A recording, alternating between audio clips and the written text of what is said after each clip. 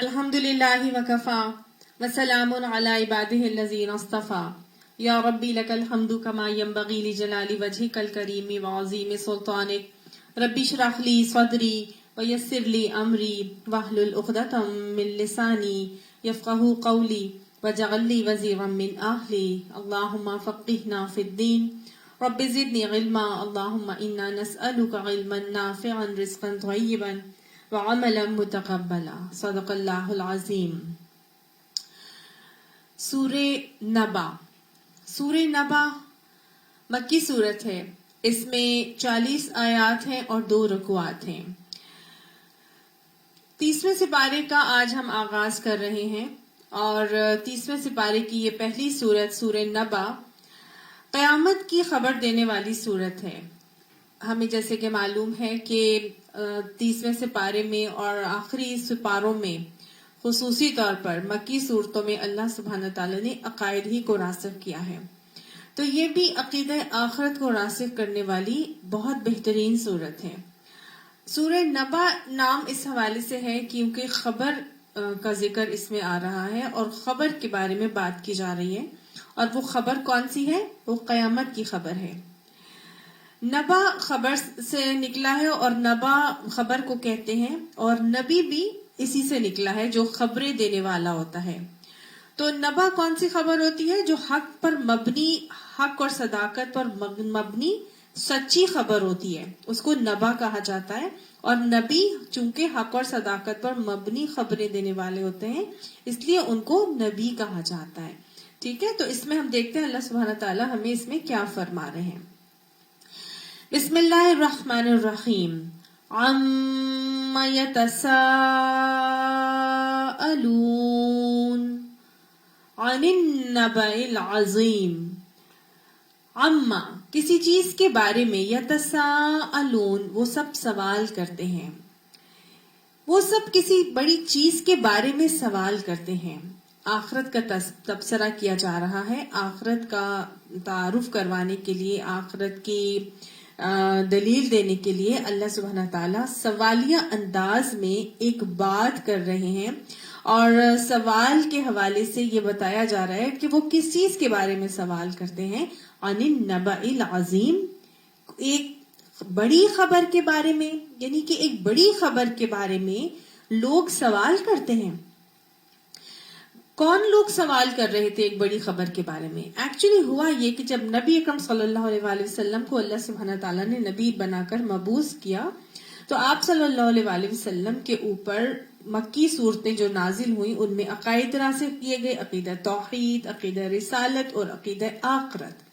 تو جب نبی اکرم صلی اللہ علیہ وآلہ وسلم مشرکین مکہ کو آخرت کا عقیدہ سمجھاتے تھے، آخرت کے بارے میں بتاتے تھے، جس کے مشرکین مکہ بالکل بھی قائل نہیں تھے، وہ مانتے ہی نہیں تھے، وہ سرے سے مذاق اڑا دیتے تھے، اور نبی صلی اللہ علیہ وسلم کی اس آخرت کی بات کو ماننے کے لیے تیاری نہیں تھے، کیونکہ ان کے دلوں میں یا ان کے دماغوں میں اس بات کا کوئی کانسیپٹ ہی نہیں تھا کہ یہ جو نبی صلی اللہ علیہ وسلم فرما رہے ہیں اور خبریں دے رہے ہیں کہ یہ پوری کائنات ختم ہو جائے گی، نیست و نابود ہو جائے گی ہر چیز، اور قبروں سے مردوں کو زندہ کیا جائے گا، صرف انہی کو نہیں بلکہ ان کے جو آباء و اجداد تھے ان کو بھی زندہ کیا جائے گا، اور جو ہڈیاں بن چکے ہیں ان کے اوپر گوشت پوست چڑھا دیا جائے گا، اللہ سبحانہ تعالیٰ کے حضور سب حاضر ہوں گے اور وہاں سوال جواب کیے جائیں گے، اور اسی کے حوالے سے جو اعمال نامہ ہوگا اسی حوالے سے ان کا عذاب یا جزا کا فیصلہ کیا جائے گا۔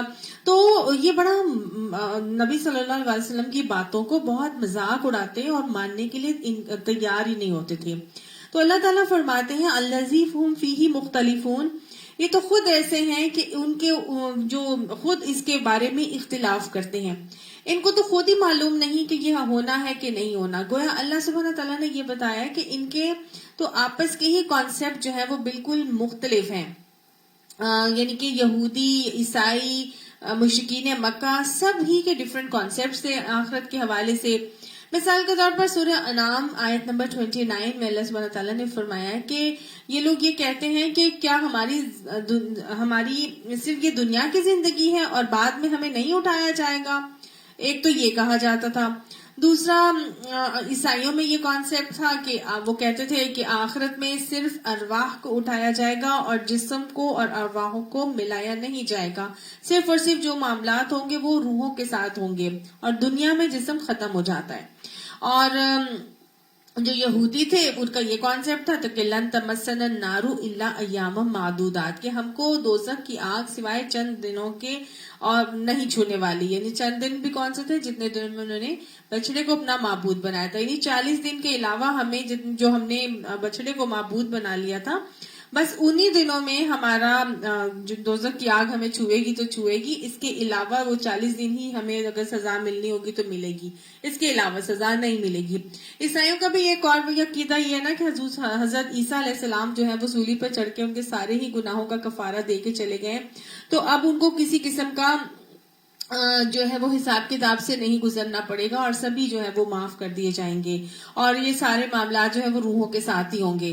تو ان کے تو مطلب آپس میں ہی کانسیپٹس ڈفرینٹ ہیں، ان کے تو کانسیپٹس چلے ڈفرینٹ تھے، عیسائیوں کا علیحدہ، یہودیوں کا علیحدہ، مشرکین مکہ کا علیحدہ، وہ تو سرے سے مانتے ہی نہیں تھے، آخرت کے ٹوٹلی انکاری تھے۔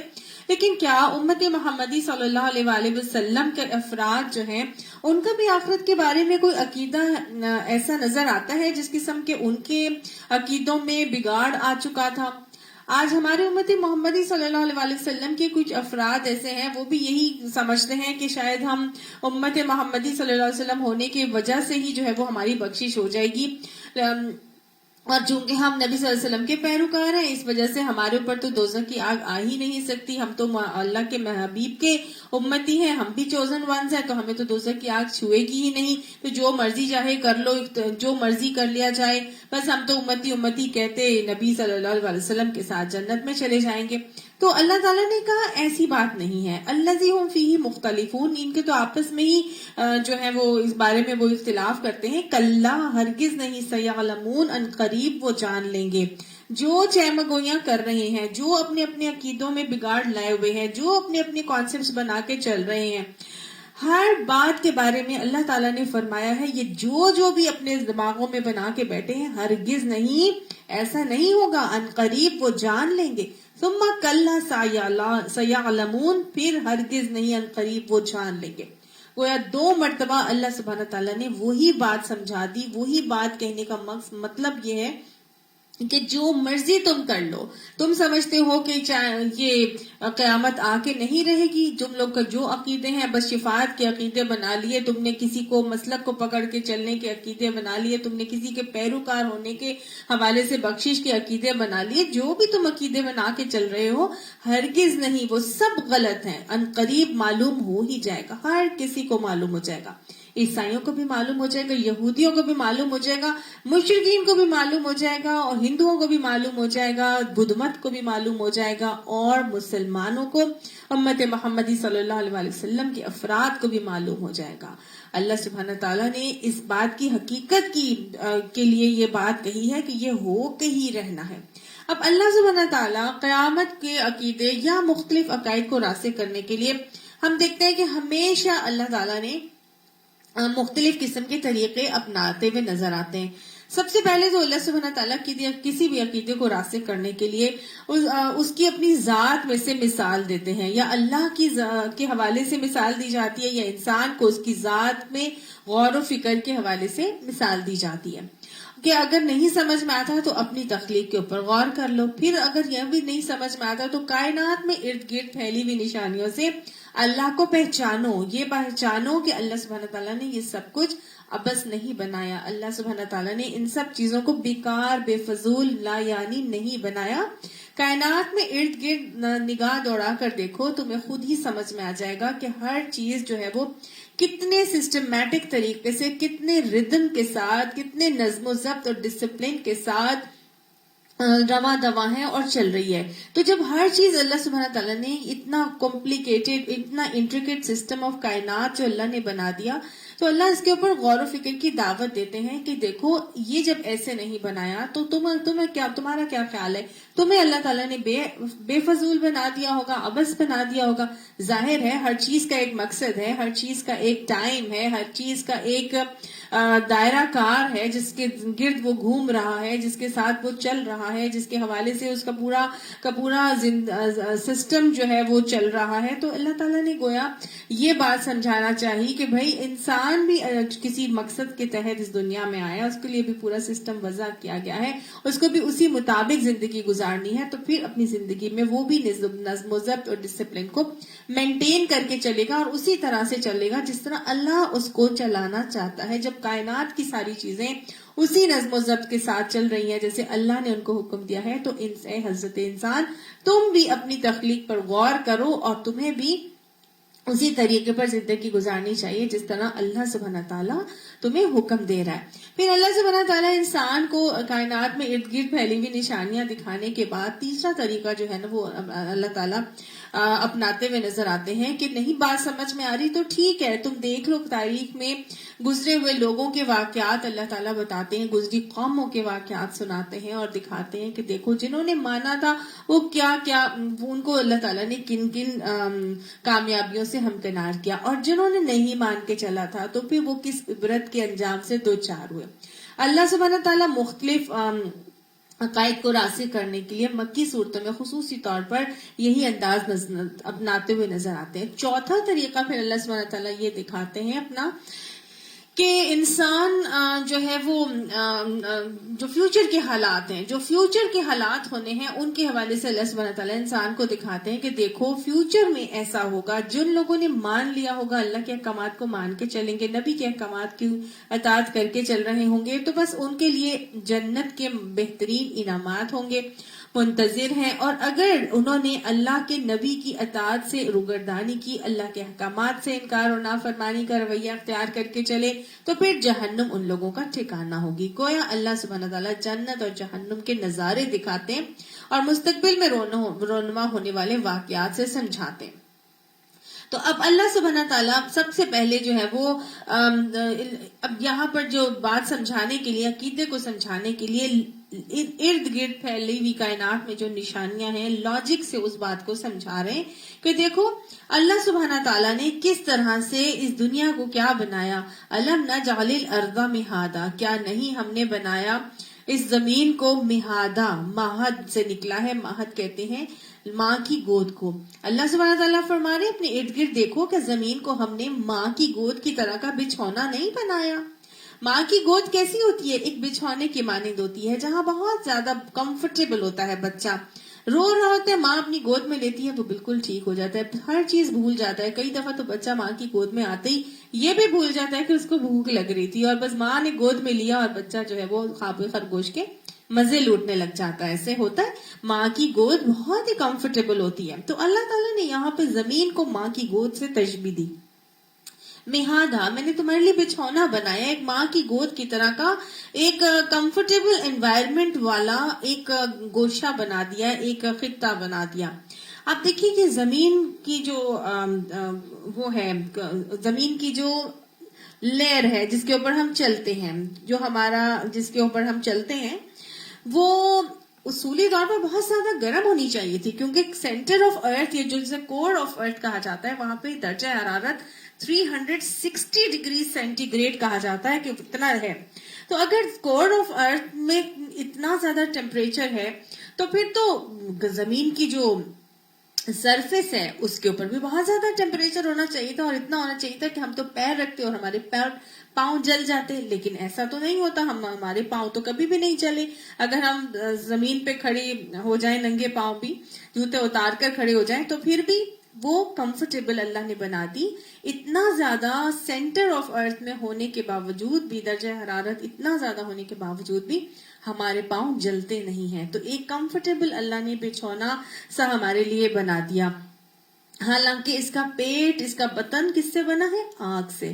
پھر یہ کہ یہ زمین جو ہے یہ ایک ایسا کمفرٹیبل بچھونا ہے کہ دیکھا جائے سائنٹیفکلی, اگر ہم دیکھیں تو یہ کنٹینیوسلی ریوالو کر رہی ہے, یہ گھوم رہی ہے, اور اس کی جو گھومنے کی سپیڈ ہے وہ کتنی ہے؟ 1000 کلومیٹر پر آور کے رفتار سے یہ گھوم رہی ہے. اگر ہم کسی سواری میں بیٹھیں تو کیا ہوتا ہے؟ اگر وہ سواری گھوم رہی ہو, سپوز میری گو راؤنڈ میں ہم بیٹھتے ہیں, یا فیریز ویل میں آپ بیٹھیں ہیں اور اس کے چکر پہ چکر دیے جاتے ہیں, تو کیا ہوتا ہے؟ ہمارا سر چکرانے لگ جاتا ہے, ہمارا ہمارا ہوش و حواس جیسے نا قابو میں نہیں رہتے، ہمارا سر گھومنے لگتا ہے، ہمیں سمجھ نہیں آتا کہ ہم کدھر ہیں. اگر کسی بھی گول دائرے والی آپ گھومنے والی چیز میں بیٹھے، سواری میں بیٹھے یا یہ جو جھولے وغیرہ ہوتے ہیں ان میں بیٹھے، تو کئی لوگوں کو چکر آنے شروع ہو جاتے ہیں تھوڑی دیر کی. اور ویسے بھی اگر آپ ہاتھوں سے بھی گھومنا شروع کریں گھومنا، تو آپ کو کیا ہوگا، آپ تھوڑی دیر کے لیے بالکل ڈس بیلنس ہو جاتے ہیں. لیکن اتنی سپیڈ سے یہ جو سواری، یہ زمین کی سواری جو یہ کنٹینیوسلی موو کر رہی ہے 1000 کلومیٹر پر آور کی سپیڈ سے، لیکن ہمیں اس کے گھومنے کو محسوس ہی نہیں ہم کرتے، ہمیں احساس ہی نہیں ہوتا کہ یہ گھوم رہی ہے.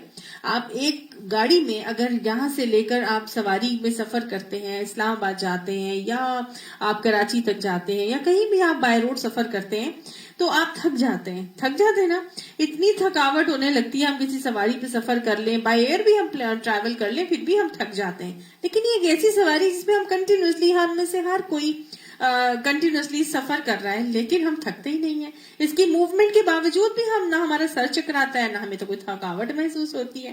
کیا آپ کبھی کوئی تھکاوٹ محسوس کرتے ہیں؟ اگر آپ ویسے ہی کھڑے ہوں یا تو آپ کو کوئی فیل ہوتا ہے کہ زمین گھوم رہی ہے؟ نہیں محسوس ہوتا نا، بالکل نہیں. ہمیں یہ پتہ چلتا ہے کہ چاند ادھر تھا اور ادھر سے ادھر آ گیا ہے، یا بادل جو ہے وہ ادھر سے ادھر چلے گئے، لیکن ہمیں یہ محسوس نہیں. ہم چاند کی موومنٹ کو تو فیل کر لیتے ہیں کہ پہلے یہاں تھا اب یہاں آ گیا ہے، سورج پہلے یہاں تھا اب یہاں آ گیا. یہ کیسے آ رہا ہوتا ہے؟ سورج تو موو نہیں ہے، بیسیکلی تو زمین موو کر رہی ہوتی ہے، لیکن ہمیں اس کی حرکت کا احساس ہی نہیں ہوتا. تو یہ ہے مہادہ کی ایک ڈیفینیشن کہ دیکھیں یہ کنٹینیوسلی موومنٹ ہونے کے باوجود بھی ہمیں اس کی موومنٹ فیل ہی نہیں ہوتی.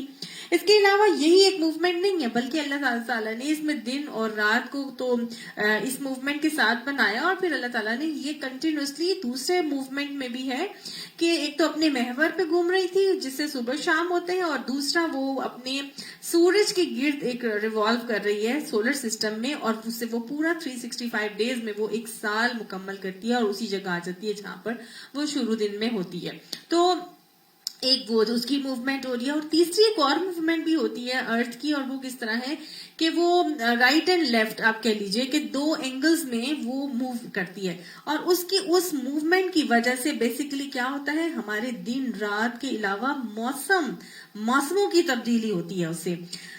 اور ان کے اوپر جب وہ موو کرتی ہے تو وہ موسم میں گرمی، سردی، خزاں اور بہار کے موسم جو ہے وہ آتے ہیں. پھر اس کے علاوہ ایک اور اس کا مہادہ کے حوالے سے میں آپ کو یہ بھی سمجھاؤں کہ اللہ تعالیٰ نے اس کو سورج کے ساتھ ایک مخصوص ڈسٹینس پہ رکھا. اللہ تعالیٰ نے اگر اس کا جتنا بھی فاصلہ سورج کے ساتھ رکھا ہے، اگر اس فاصلے کو اللہ سبحانہ تعالیٰ جیسے ابھی جتنا بھی رکھا ہے نا، تو ہم دیکھیں کہ 18 مارچ کو اور 23 سپٹمبر کو 12 گھنٹے کا دن ہوتا ہے اور 12 گھنٹے کی رات ہوتی ہے، ٹھیک ہے. اور اس کے بعد یہ کم ہوتا جاتا ہے یا بڑھتا چلا جاتا ہے، اس طرح ہوتا ہے. تو یہ ایکویناکس کے جو ڈیز آتے ہیں 18 مارچ اور 23 سپٹمبر کے 12 گھنٹے کا دن اور 12 گھنٹے کی رات ہوتی ہے. اگر اللہ سبحانہ تعالیٰ اس کو سورج کے اس فاصلے سے تھوڑا سا قریب کر دیتے، یعنی سورج سے یہ قریب ہو جاتا، تو اس قریب ہونے کی وجہ سے کیا ہوتا، اس کی سپیڈ بھی جو ہے نا پھر وہ 500 کلومیٹر پر آور کے حوالے سے اگر اللہ تعالیٰ اس کو کر دیتے تو ٹھنڈک اتنی زیادہ ہو جاتی اس کے اندر. سورج سے زیادہ اگر دور ہوتا، سورج سے اگر دور کر دیتے تو ٹھنڈک اتنی زیادہ ہو جاتی اور اسپیڈ اس کی کم ہو جاتی. تو 500 کلومیٹر پر آور کے حوالے سے اگر اس کی اسپیڈ ہو جاتی تو یہ 24 آورز کا دن ہوتا اور 24 آورز کی رات ہو جاتی. اور اگر اسی طرح سے اللہ سبحانہ تعالیٰ اس کو سورج سے قریب کر دیتے تو مزید گرم ہو جاتا، اتنا گرم ہو جاتا کہ نہ ہمیں سمجھ آتا کہ سب کچھ جل جاتا، نہ کچھ یہاں پہ سروائیو کر سکتا، نہ کچھ ہو سکتا. اور اگر سپیڈ اس کی اللہ تعالیٰ بڑھا دیتے، مثال کے طور پر 1000 کے بجائے 2000 کلومیٹر پر آور کر دیتے، تو وہی جو 12 گھنٹے کا دن 12 گھنٹے کی رات تھی تو وہ 6 گھنٹے کا دن اور 6 گھنٹے کی رات ہو جاتی. تو 6 گھنٹے کے تو دن اور رات میں نہ کام ہوتا نہ آرام ہوتا. تو اللہ تعالیٰ نے بڑا بیلنس کیا. 12 گھنٹے کے حوالے سے اللہ تعالیٰ نے اس کا پورا سسٹم ایوالو کیا اور ہمارے لیے بڑا کمفرٹیبل لیونگ ایک انوائرمنٹ کریٹ کر دیا جس کو اللہ تعالیٰ نے مہادہ کہہ دیا. دیکھیے اللہ سبحانہ تعالیٰ نے ہمارے لیے زمین کو کیسے میہادہ کے طور پر اتنا کمفرٹیبل انوائرمنٹ کریٹ کر دیا یہاں پہ کہ ہم یہاں رہتے ہیں، نہ ہم تھکتے ہیں، نہ ہمیں کوئی اس کی چلنے کی فیلنگ آتی ہے، نہ اس میں ہمیں کوئی اتنی زیادہ گرمی ہوتی ہے کہ سب اس گرمی سے جل جائیں، نہ ہی کوئی اتنی زیادہ ٹھنڈک ہوتی ہے کہ سب اس میں مر جائیں، کچھ ایسا معاملہ نہیں ہوتا۔ پھر دوسرا اللہ تعالیٰ نے فرمایا والجبال اوتادا، اور ہم نے پہاڑوں کو میخیں بنا دیا۔ اب پہاڑوں کو بھی اللہ سبحانہ تعالیٰ نے میخوں کے طور پر یہاں پہ بتایا، اوتادا کیلوں کو کہا جاتا ہے۔ تو کیل زمین پر جب بنی تھی تو سائنس بتاتی ہے کہ یہ گیس کا گولا تھی، پھر اللہ تعالیٰ نے اس کو لیکوفائی کیا، اس کو سالیڈیفائی کیا۔ سب سے پہلے آپ یہ کہہ لیں سالڈ بنانے کے لیے زمین جو گیس کا گولا تھی، گیس سے جب یہ سالڈ کرنا تھا تو سالڈ کرنے میں سب سے پہلے یہ لیکویفائی ہوئی، لیکوڈ بنی۔ لیکوڈ جب بنی تو لیکوڈ اور سیمی سالڈ کے طور پر جب یہ بنی ہے تو یہ لڑک رہی تھی۔ اللہ تعالیٰ نے اس کو ٹکانے کے لیے اس میں پہاڑوں کو کیلوں کی طرح سے گاڑ دیا تاکہ یہ ڈھلک نہ جائے اور ادھر سے ادھر ڈولنے نہ لگ جائے۔ تو اللہ سبحانہ تعالیٰ نے اس کی شیپ کو مینٹین کرنے کے لیے اس میں بڑے بڑے پہاڑوں کو کیلوں کی طرح گاڑ دیا۔ اچھا، کیلوں کی طرح اللہ سبحانہ تعالیٰ نے پہاڑوں کو گاڑا، اور ہم یہ دیکھیں پہاڑوں کو گاڑ کے اللہ تعالیٰ نے اس کی ایک شیپ کو بھی مینٹین کیا، اور پھر اس کے اندر کشش ثقل بھی ایک اللہ تعالیٰ نے رکھ دی۔ اگر وہ کشش ثقل نہ ہوتی تو جو کیل گاڑے ہیں وہ بھی نہ گڑتے، اور یا کشش ثقل اگر اللہ اس سے زیادہ کر دیتا تو انسان جب اس پہ چلتا تو ایسے لگتا ہے جیسے پتہ نہیں کسی اس میں چل رہا ہے، کیچڑ میں یا گارے میں چل رہا ہے، اس کے قدم اٹھانے اس کے لیے مشکل ہو جاتے۔ اور اگر کشش ثقل کو اللہ تعالیٰ بہت ہی کم کر دیتا تو ہر چیز جو ہے وہ جاتی اوپر کی طرف جا کے اور سورج سے ٹکرا جاتی، ایسے بھی ہو سکتا تھا۔ تو اللہ نے کیا کیا، پہاڑوں کو اللہ تعالیٰ نے میخوں کی طرح گاڑا۔ اور گاڑا بھی کیسے، جیسے کیل ہم گاڑتے ہیں تو کیسے گاڑتے ہیں، ایک کیل کو جب ہم نے ٹینٹ لگانا ہوتا ہے تو ہم ہمیشہ کیل کو تقریباً 2/3 نیچے گاڑتے ہیں اور 1/3 اس کو رہنے دیتے ہیں جس کے اوپر ہم رسا باندھتے ہیں۔ اسی طرح جب ہم کیلوں کو سینری وغیرہ دیوار پہ ہینگ کرنی ہوتی ہے تو کیا ہوتا ہے، 2/3 ہم کیل اندر کر دیتے ہیں، 1/3 باہر رہنے دیتے ہیں تاکہ وہ اس کے بوجھ کو لے کے برداشت کر سکے۔ تو اللہ تعالیٰ نے بھی اسی طرح پہاڑوں کو کیلوں کی طرح میخوں کی طرح گاڑا ہے۔ 2/3 اس کو زمین کے اندر رکھا ہے اور 1/3 اس کو زمین کے باہر رکھا ہے۔ یہ جو پہاڑ اتنے بڑے بڑے دیو ہیکل ہم کو نظر آتے ہیں، یہ 2/3 مزید نیچے ہیں۔ آپ کیوڑا مائن میں جائیں تو وہاں آپ کو پتہ چلتا ہے، خاص طور سے وہاں وہ لوگ آپ کو بتاتے ہیں کہ آپ اس وقت 5th فلور پہ چل رہے ہیں اور اس کے نیچے جو ہے 7th فلور پہ چل رہے ہیں، اور اس کے اوپر مزید جو ہے وہ 5 فلورز ہیں۔ پورے 11 منزلہ کیوڑا مائن ہے، اور ہم جس فلور پہ چل رہے ہوتے ہیں وہ جو گراؤنڈ فلور جس کو ہم کہیں گے وہ 7th فلور ہوتا ہے غالباً اس کا، اور اس کے اوپر جو ہے وہ 4 منزلیں اور ہوتی ہیں، تو پوری 11 منزلہ وہ ہے۔ نیچے اس کے 7 منزلیں اور اوپر اس کے 4 منزلیں اور ہیں۔ تو اللہ سبحانہ تعالیٰ نے وہاں سے خاص طور سے پتہ چلتا ہے کہ کس طرح میخوں کی طرح اللہ تعالیٰ نے پہاڑوں کو گاڑا ہوا ہے۔ اسی طرح یہ صرف کیوڑا مائن تو چونکہ ہم نے دیکھی بھی ہے، ہم جاتے ہیں وزٹ کرتے ہیں، وہاں پہ ہمیں اللہ کا ایک اور ہی معجزہ نظر آتا ہے کہ اللہ تعالیٰ نے کیا خوبصورت جو ہے وہ نمک کا پورا پہاڑ بنا دیا۔ صرف یہ نمک کا نہیں، اور بھی سارے پہاڑوں کو اللہ نے ایسے ہی بنائے۔ ماربل کے پہاڑ ہیں، اور وہ مٹی کے بھی جو پہاڑ بنائے اللہ نے وہ بھی ایسے ہی بنائے ہیں۔ وہ اتنے بڑے جو ہمالائن ماؤنٹینز ہیں اور وہ کراکرم رینجز ہیں، اور وہ پوری آپ جا کے دیکھیں تو آپ کی آنکھیں دنگ رہ جائیں۔ بالکل ایسا لگتا ہے جیسے پتہ نہیں دیو ہیکل پہاڑ ہے، وہ راکا پوشی کا وہ، اور پھر وہ جو گلیشیئرز ہیں، اور وہاں پر مطلب اللہ نے کیا، اور یہ ایک جگہ پر نہیں ہے، مطلب ہمارے تو یہاں پہ پورے ماؤنٹین رینجز کا سلسلہ ہمیں ناردرن ایریاز میں ملتا ہے۔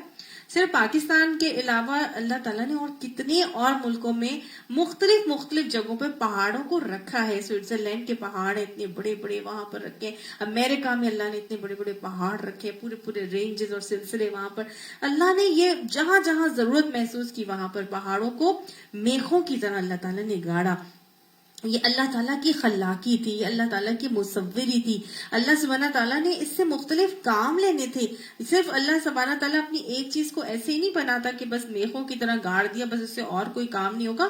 بے شمار کام اللہ تعالیٰ نے اس پہاڑی سلسلے سے ہی لینے تھے. یہاں جنگلات ہوتے ہیں، یہاں پر برف جمتی ہے، یہاں سے پانی بہتا ہے، یہاں پہ اللہ تعالیٰ نے کانیں رکھ دی، یہاں سے اللہ تعالیٰ نے پانی کا جو سسٹم ہے واٹر سائیکل کا، وہ پورا کا پورا نظام وہ وہاں سے ہی چلاتا ہے اللہ. پھر وہاں پہ جو گرو کرتے ہیں، ٹریز گرو کرتے ہیں، پھر وہاں پہ موسم کی وجہ سے وہاں پہ جو ہمارے لیے نباتات اگتے ہیں، پھر وہاں سے جو ڈرائی فروٹس آتے ہیں، وہ جو فروٹس آتے ہیں، وہ سب اللہ نے ایسی ہی جگہوں پر رکھے، میری اور آپ کے لیے رکھے. یہ پہاڑوں کو میخوں کی طرح جب گاڑا اللہ سبحانہ تعالیٰ نے، تو فرمایا کہ صرف تمہارے لیے یہی نہیں کیا تھا، زمین کو بچھونا بنایا، پہاڑ کا سسٹم بنا کے وہاں پہ تمہارے لیے ایک ایسا پورا نظام کریٹ کیا. اور پھر اس کے بعد فَخَلَقْنَاكُمْ أَزْوَاجًا، تمہیں میں نے جوڑے بنایا. اللہ نے انسان کو، ہر چیز کو اللہ نے جوڑے بنایا ہے.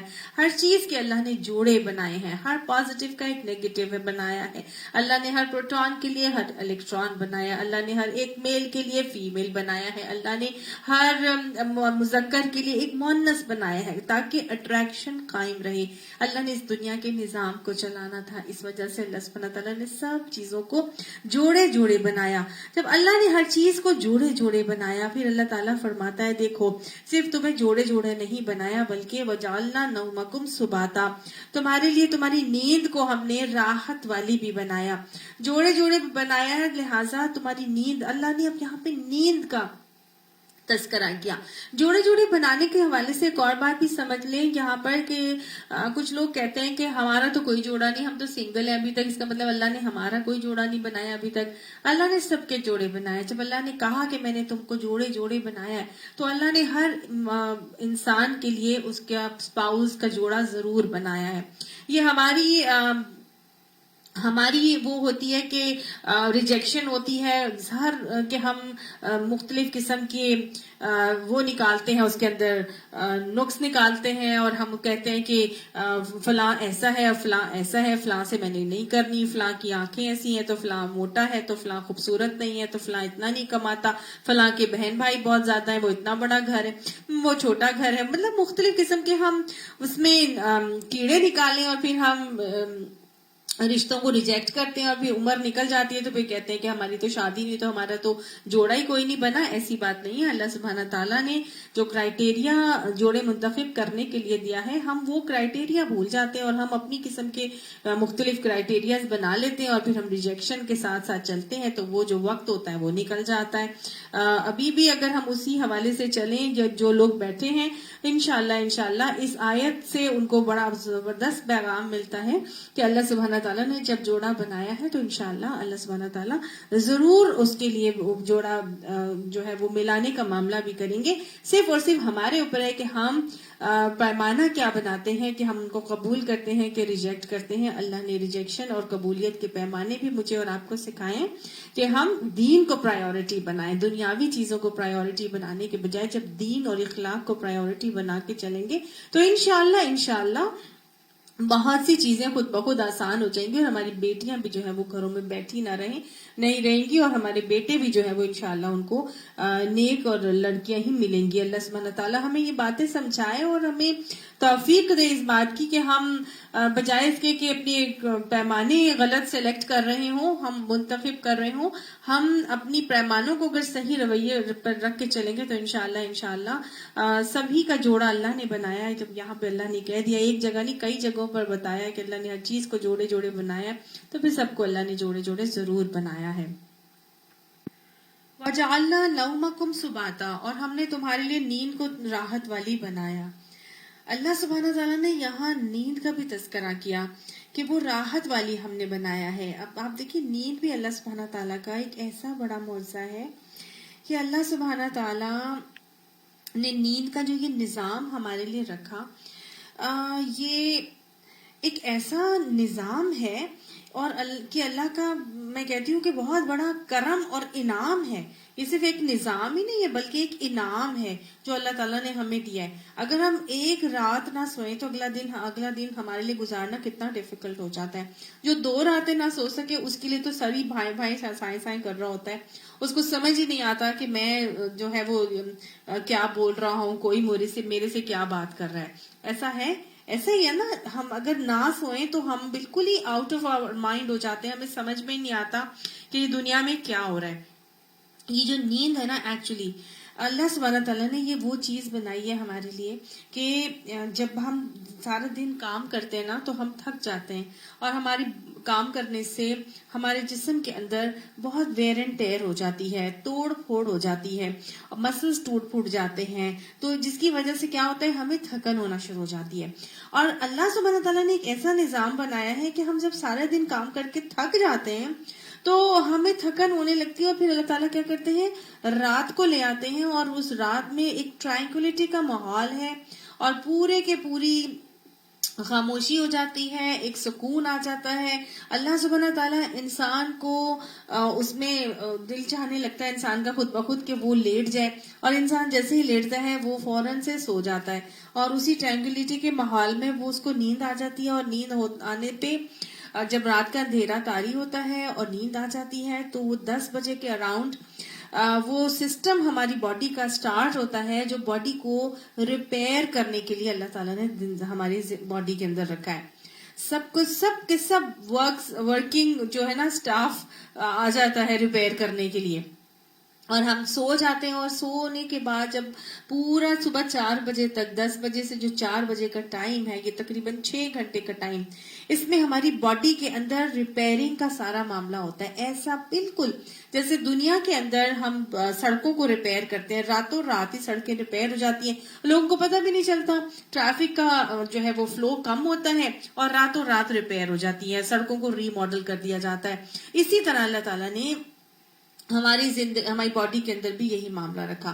اچھا, جو لوگ راتوں کو سو نہیں پاتے یا ان کی راتوں کو باڈی کی ریپیئر نہیں ہو پاتی نا, تو ان کے لیے ان کو عمومی طور پر دیکھا گیا ہے کہ وہ لوگ ہوتے ہیں جو میموری لاس کا شکار ہو جاتے ہیں یا پھر انہیں الزائمرز کی پرابلم ہو جاتی ہے. یہ عمومی طور پر وہی لوگ ہوتے ہیں جو بے خوابی کا شکار رہتے ہیں یا جن کو رات کو نیند نہیں آتی. آج ہم نے کیا کیا, اللہ نے تو یہ معجزے کے طور پر ہمارے لیے نیند کا نظام رکھا تھا, راحت والی نیند بنایا تھا, لیکن ہم نے پورے کا پورا آوا ہی الٹ دیا ہے. ہمارا راتوں کو جاگتے ہیں اور دن کو ہم جو ہے وہ سو رہے ہوتے ہیں. آپ اٹھا کے دیکھ لیجئے 12 بجے سے پہلے تو لوگوں کی صبح ہی نہیں ہوتی, اور 12 بجے وہ اٹھتے ہیں اور پھر ناشتے ہوتے کرتے کرتے 2 بج جاتے ہیں. بازاروں میں جا کے دیکھیں تو یہی حال ہے. بازاروں کے لوگ ایون اب تو ورکنگ کلاس بھی جو یہ لیبر کلاس ہے وہ بھی یہی کہہ رہے ہوتے ہیں کہ ہم جو ہے وہ بڑی دیر سے اٹھتے ہیں اور وہ 12 بجے وہ کام پر آتے ہیں. ہم نے پورا کا پورا اللہ کا یہ نظام آلٹر کر دیا ہے. اسی وجہ سے آج ڈپریشن کے معاملات جو ہیں اور یہ الزائمرز کی ڈیزیزز اور یہ سب کے معاملات یہ بالکل بڑھتے چلے جا رہے ہیں. ہم جب اللہ کے کیا کہہ لیجیے آپ, ہم جب اللہ سبحانہ تعالیٰ کی فطرت کے نظام سے روگردانی کریں گے تو اپنا خود ہی کباڑا کریں گے, ہم خود ہی اس کے چنگل میں پھنس جائیں گے. اللہ نے فطرت کا جو نظام رکھا ہے نا بہت ہی خوبصورت رکھا ہے. رات کو نبی اکرم صلی اللہ علیہ وسلم جلدی سویا کرتے تھے. عشاء کی نماز پڑھتے کے بعد آپ صلی اللہ علیہ وسلم کوئی بات نہیں کرتے تھے اور خاموشی سے سو جایا کرتے تھے, اور ارلی مارننگ پھر صبح اٹھ کے تہجد پڑھنا, اور تہجد پڑھنے کے بعد پھر آپ صلی اللہ علیہ وسلم فجر, اور فجر کے بعد آپ صلی اللہ علیہ وسلم کنٹینیوسلی ان کا دن جو ہے وہ شروع ہو جاتا تھا. اور پھر دوپہر کے وقت دوپہر کے کھانے کے بعد تھوڑا سا وہ ظہر کی نماز کے بعد قیلولہ کرتے تھے. اور وہ کیا ہے, قیلولہ کیا ہے, یہ نہیں ہے کہ لمبی تان کے سو گئے, بس چونکہ صبح کے اٹھے ہوتے ہیں تو اس وقت 12-1 بجے انسان کو ظہر کی نماز پڑھنے کے فوراً بعد آنکھیں بند ہونے لگتی ہیں. آپ نے خود بھی یہ مشاہدہ کیا ہوگا کہ ایک انسان اگر صبح تہجد کا اٹھا ہوا ہوتا ہے تو پھر اس کو 1 بجے کے اراؤنڈ اس کو نیند آنے لگتی ہے, اور وہ تھوڑی سی بیٹھے بیٹھے ہی ایک جھونکا نیند کا لے لیتا ہے اور اس میں وہ ریفریش ہو جاتا ہے, اور باقی کا سارا ٹائم رات تک عشاء تک آرام سے گزار لیتا ہے. اللہ تعالیٰ ہمیں فطرت کے اوپر آنے کی توفیق عطا فرمائے. آج ہمارے بچے جو ہیں وہ اسی غلط نظام کے عادی ہوتے چلے جا رہے ہیں، اور رات کو نیند جو راحت والی اللہ نے بنایا تھا اس سے ہٹ گئے ہیں. تبھی تو بچے جو ہیں وہ ڈپریشن میں بھی جا رہے ہیں، اور بچے خودکشی کے معاملات بھی کر رہے ہیں. راتوں کو سوئیں گے تو پھر ہی اللہ سبحانہ تعالیٰ نے آپ کے باڈی ورکس کو حکم دینا ہے، اور انہوں نے اس وقت اس کو باڈی کو ریپیئر کا معاملہ کرنا ہے. ہم راتوں کو جاگ رہے ہوتے ہیں، واٹر ورکس کا جو آپ کا ریپیئرنگ کا جو سارا سسٹم ہے وہ کام ہی نہیں کرے گا، تو آپ کی باڈی ریپیئر ہی نہیں ہو پاتی، اور الٹیمیٹلی بس یہ اینزائٹی اور ڈپریشن بچوں کے اندر اسی لیے بہت زیادہ ہو رہے ہیں. اللہ تعالیٰ یہ ہمیں باتیں سمجھنے کی توفیق عطا فرمائے. بہرحال اللہ سبحانہ تعالیٰ نے یہاں پر کیا فرمایا کہ ہم نے تمہارے لیے نیند کو راحت والی بنایا، وجعلنا اللیل لباسا، اور رات کو ہم نے لباس بنایا. جیسے انسان لباس پہنتا ہے تو لباس اس کو اوڑھ لیتی ہے اور لپیٹ لیتی ہے، بالکل نا، لباس انسان کو لپیٹ لیتا ہے. اسی طرح رات انسان کو لپیٹ لیتا ہے، اور پورے کے پورے ایک لباس کی صورت میں ایک پورے کائنات کے نظام کے اندر ایک رات کا ایک پردہ آ جاتا ہے، تاریکی کا پردہ. اللہ تعالیٰ نے رات کو بھی نا اپنی نشانی بتایا. اللہ تعالیٰ فرماتے ہیں سورہ یاسین میں وَآیَةٌ لَهُمُ اللَّيْلُ نَسْلَخُ مِنْهُ النَّهَارَ فَإِذَا هُمْ مُظْلِمُونَ، کہ اللہ کی نشانی میں سے ایک رات ہے. رات کو اللہ نے اپنی ایک نشانی بتایا، اللہ کی پہچان کا ایک ذریعہ بتایا. رات اللہ کی پہچان کا ایسے بھی ذریعہ ہے کہ نسلخ منہ النہار فاذا هم مظلمون، کہ ہم اس کے اوپر دن کی کھال کو چڑھاتے ہیں، اور جب ہم اس کو کھینچ لیتے ہیں تو پھر اندھیرے آ جاتے ہیں. یعنی کہ اللہ تعالیٰ اس رات کے اوپر دن کے پردے کو چڑھاتے ہیں. جیسے کھال ہوتی ہے نا، کسی بھی باڈی کے اوپر چڑھائی جاتی ہے، سب سے اوپر کھال ہوتی ہے جس سے اس کی ایک خوبصورتی، اس کی رانائی نظر آ رہی ہوتی ہے. بالکل اسی طرح رات کی تاریک چادر کے اوپر اللہ سبحانہ تعالیٰ فرماتے ہیں کہ ہم اس کو دن کی کھال کو چڑھاتے ہیں، اور جب ہم اس کھال کو نسلخو، اس کو ہم اس میں سے نکال لیتے ہیں، کھینچ لیتے ہیں اس میں سے، تو کیا ہوتا ہے فَإِذَا هُمْ مُظْلِمُونَ، تو پھر اس میں اندھیرے آ جاتے ہیں. تو ہر اس کائنات کا جو اصل ہے نا، اصل میں وہ کیا ہے؟ اندھیرا ہے.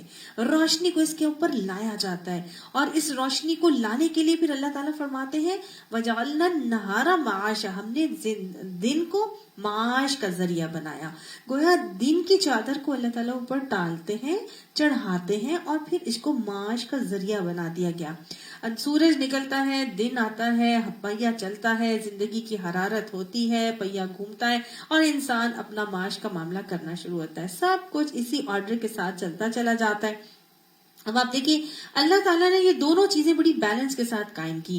اللہ نے رات بھی بنائی تھی سونے کے لیے، اس میں لباس کے حوالے سے بتایا کہ یہ ہر چیز کو ڈھانپ لیتی ہے. تم نے دنیا میں دن بھر میں جو بھی کام کیے ہوتے ہیں، اور یہ رات کی تاریک چادر جب آتی ہے تو ان سب چیزوں کو ڈھانپ لیتی ہے، اور پھر اگلے دن نیا دن طلوع ہوتا ہے، اور تمہارا نیا دن سٹارٹ کرتے ہو، اور اپنا پچھلے دن سے اگلے دن کو بہتر بنانے کی کوشش کرتے ہو. تو پھر کامیاب اور فلاح پانے والا کون ہے؟ آپ صلی اللہ علیہ وسلم نے پوچھا تھا نا، اور پھر فرمایا تھا کہ کامیاب دراصل وہ ہے، یا فلاح پا گیا وہ شخص جس نے اگلے دن کو پچھلے دن سے بہتر بنا لیا. تو جب ہر روز ہم رات کو سوتے ہیں تو پھر کرنے کا کام کیا ہے؟ فلاح پانا ہے نا، میں نے اور آپ نے. تو ہم نے اپنے ہر اگلے دن کو پچھلے دن سے بہتر بنانا ہے. اور جب رات کی تاریک چادر آتی ہے تو ہمارے سارے عیبوں کو ڈھانپ لیتی ہے. اللہ تعالیٰ نے جب ہمارے عیبوں کو ڈھانپ لیا ہے، اللہ نے ہمارے عیبوں کا پردہ رکھ لیا ہے، تو پھر خواہ مخواہ اپنے عیب دوسروں کو نہیں بتانے چاہیے. ان عیبوں کو چھپا دیا اگر اللہ نے تو ان کو ڈھانپ دیجیے، اللہ تعالیٰ سے معافی مانگیے، اور اپنے اگلے دن کو پچھلے دن سے بہتر بنانے کا معاملہ شروع کر لیجیے. اب اللہ سبحانہ تعالیٰ نے یہ جو رات ہمارے لیے اس لیے بھی بنائی تھی نا کہ ہم کیا کریں؟ اس میں راحت حاصل کریں. اب دیکھیں جتنا جس کا سٹیمنا ہوتا ہے، جتنی جو ایکزرشن کرتا ہے، اتنا ہی زیادہ اس کی باڈی میں ویئر اینڈ ٹیئر ہوگی، اتنا ہی زیادہ اس کا سلیپنگ ٹائم بھی ہونا چاہیے اپنی باڈی کو ریپیئر کرنے کے لیے. یہ بھی اللہ سبحانہ تعالیٰ نے ایک بڑی خوبصورت چیز ہمارے اندر رکھی ہے. آپ دیکھیں بچے ہوتے ہیں کتنے ایکٹیو ہوتے ہیں نا، بھاگنا دوڑنا، بس ان کی تو زندگی میں جیسے چین ہی نہیں ہوتا، سکون ہی نہیں ہوتا، بیٹھ ہی نہیں سکتے ٹک کر. تو ان کی جو باڈی کی ویئر اینڈ ٹیئر ہوتی ہے، اس کو ریپیئر کرنے کے لیے زیادہ ٹائم چاہیے. تو بچوں کے لیے جو سلیپنگ آورز ہیں، جو نارمل سلیپنگ آورز بچوں کے لیے کنسیڈر کیے جاتے ہیں، وہ ہے 12 آورز، اور اس کے ساتھ ساتھ آہستہ آہستہ آہستہ 8 آورز پہ آتا ہے. ایک نارمل ایڈلٹ جو ہوتا ہے نا وہ 8 آورز ہوتا ہے. اور اس کے بعد ایڈلٹس، اور اس کے بعد جب تھوڑی سی اور ایج ہوتی ہے تو سلیپنگ ٹائم 6 آورز ہو جاتا ہے، کیونکہ ہم سلو ہو جاتے ہیں، ہمارا BMR بھی کم ہو جاتا ہے، ہم تھک جاتے ہیں زیادہ جلدی، باڈی کے اندر بہت زیادہ ویئر اینڈ ٹیئر ہو جاتی ہے. تو وہ 6 آورز بھی سفیشینٹ ہوتے ہیں، لیکن 6 آورز سے کم ہمارا نیند کا اسپین نہیں ہونا چاہیے. تو جتنی ایگزرشن ہے اتنی ہی آپ کی ریپیئرنگ کے لیے ٹائم چاہیے ہوتا ہے. ہمارا جسم اللہ سبحانہ تعالیٰ کی امانت ہے. میں نے اور آپ نے اس جسم کا خیال رکھنا ہے، امانت میں خیانت نہیں کرنی. سونا بھی ہے، اور سونے کو کس طرح سے لے کر سونا ہے، اس کو بھی عبادت سمجھ کے سونا ہے، کہ ہم اپنی باڈی کو ریپیئر کرنے کے لیے سو رہے ہیں تاکہ ہم اگلے دن کو پچھلے دن سے بہتر بنا سکیں. جو اگلا دن اللہ نے میرے لیے رکھا ہے، اللہ تعالیٰ ہمارے ہر اگلے دن کو پچھلے دن سے بہتر بنانے کی ہمیں توفیق عطا فرمائے. اب آگے اللہ سبحانہ تعالیٰ فرماتے ہیں کہ وَبَنَيْنَا فَوْقَكُمْ سَبْعًا شِدَادًا، اور ہم نے بنا دی اوپر تمہارے 7 سخت ترین، یعنی مضبوط. کیا 7 مضبوط اور سخت ترین چیزیں بنائی اللہ تعالیٰ نے ہمارے اوپر؟ آسمان کی بات کی جا رہی ہے کہ اللہ سبحانہ تعالیٰ نے ہمارے اوپر 7 سخت مضبوط آسمان بنائے ہیں. 7 آسمان، 7 سماوات طباقا، اللہ تعالیٰ نے جیسے پیچھے سورہ ملک میں بتایا تھا کہ ہم نے تب درجہ بدرجہ 7 آسمان بنائے. تو وہاں پہ بھی ہم نے دیکھا تھا، اور یہاں پہ میں دوبارہ اس کو بتا دیتی ہوں. سائنٹیفکلی جو لیئرز اب تک معلوم ہوئی ہیں وہ 7 تو نہیں معلوم ہوئی، 6 معلوم ہوئی ہیں، لیکن وہ لیئرز ہیں جو ہمیں نظر آتی ہیں. لیکن اللہ نے جو 7 آسمانوں کا ذکر کیا ہے ان کی حقیقت اللہ بہتر جانتا ہے. جو سائنٹیفکلی پروون 7 لیئرز ہیں، ان میں سب سے پہلی جو ہے وہ ہے ٹروپوسفیئر، جہاں پہ آکسیجن اور نائٹروجن جو ہے وہ بالکل ایکول اماؤنٹ میں ہوتی ہیں. اور جو واٹر ویپر سمندر سے بخارات کی صورت میں اوپر پانی جاتا ہے، وہ وہاں پر کلیکٹ ہو کے بدلیاں بنتی ہیں. اس کے بعد اگلی جو لیئر ہے وہ ہے اسٹریٹوسفیئر. اسٹریٹوسفیئر جو وہ لیئر ہے جہاں پر الٹرا وائلٹ ریز جو ہے نا وہ ختم ہو جاتی ہیں، اور وہ بہت ہی نارمل ہو کے اندر آتی ہیں چھن کر. وہاں پہ اللہ نے اوزون کی لیئر رکھی ہے. پھر 3rd لیئر ہے میزوسفیئر. یہ میزوسفیئر اللہ سبحانہ تعالیٰ نے جو رکھی ہے، یہاں پر شوٹنگ سٹارز جو ہے وہ پائے جاتے ہیں. میزوسفیئر میں شوٹنگ سٹار جو صحاب ثاقب ہے نا، یہ میزوسفیئر میں پائے جاتے ہیں. اس کے بعد آتی ہے تھرموسفیئر. تھرموسفیئر وہ لیئر ہے جو کہ ہیٹ وہاں پہ بہت ہی کم ہے، مطلب درجہ حرارت وہاں بہت کم ہے.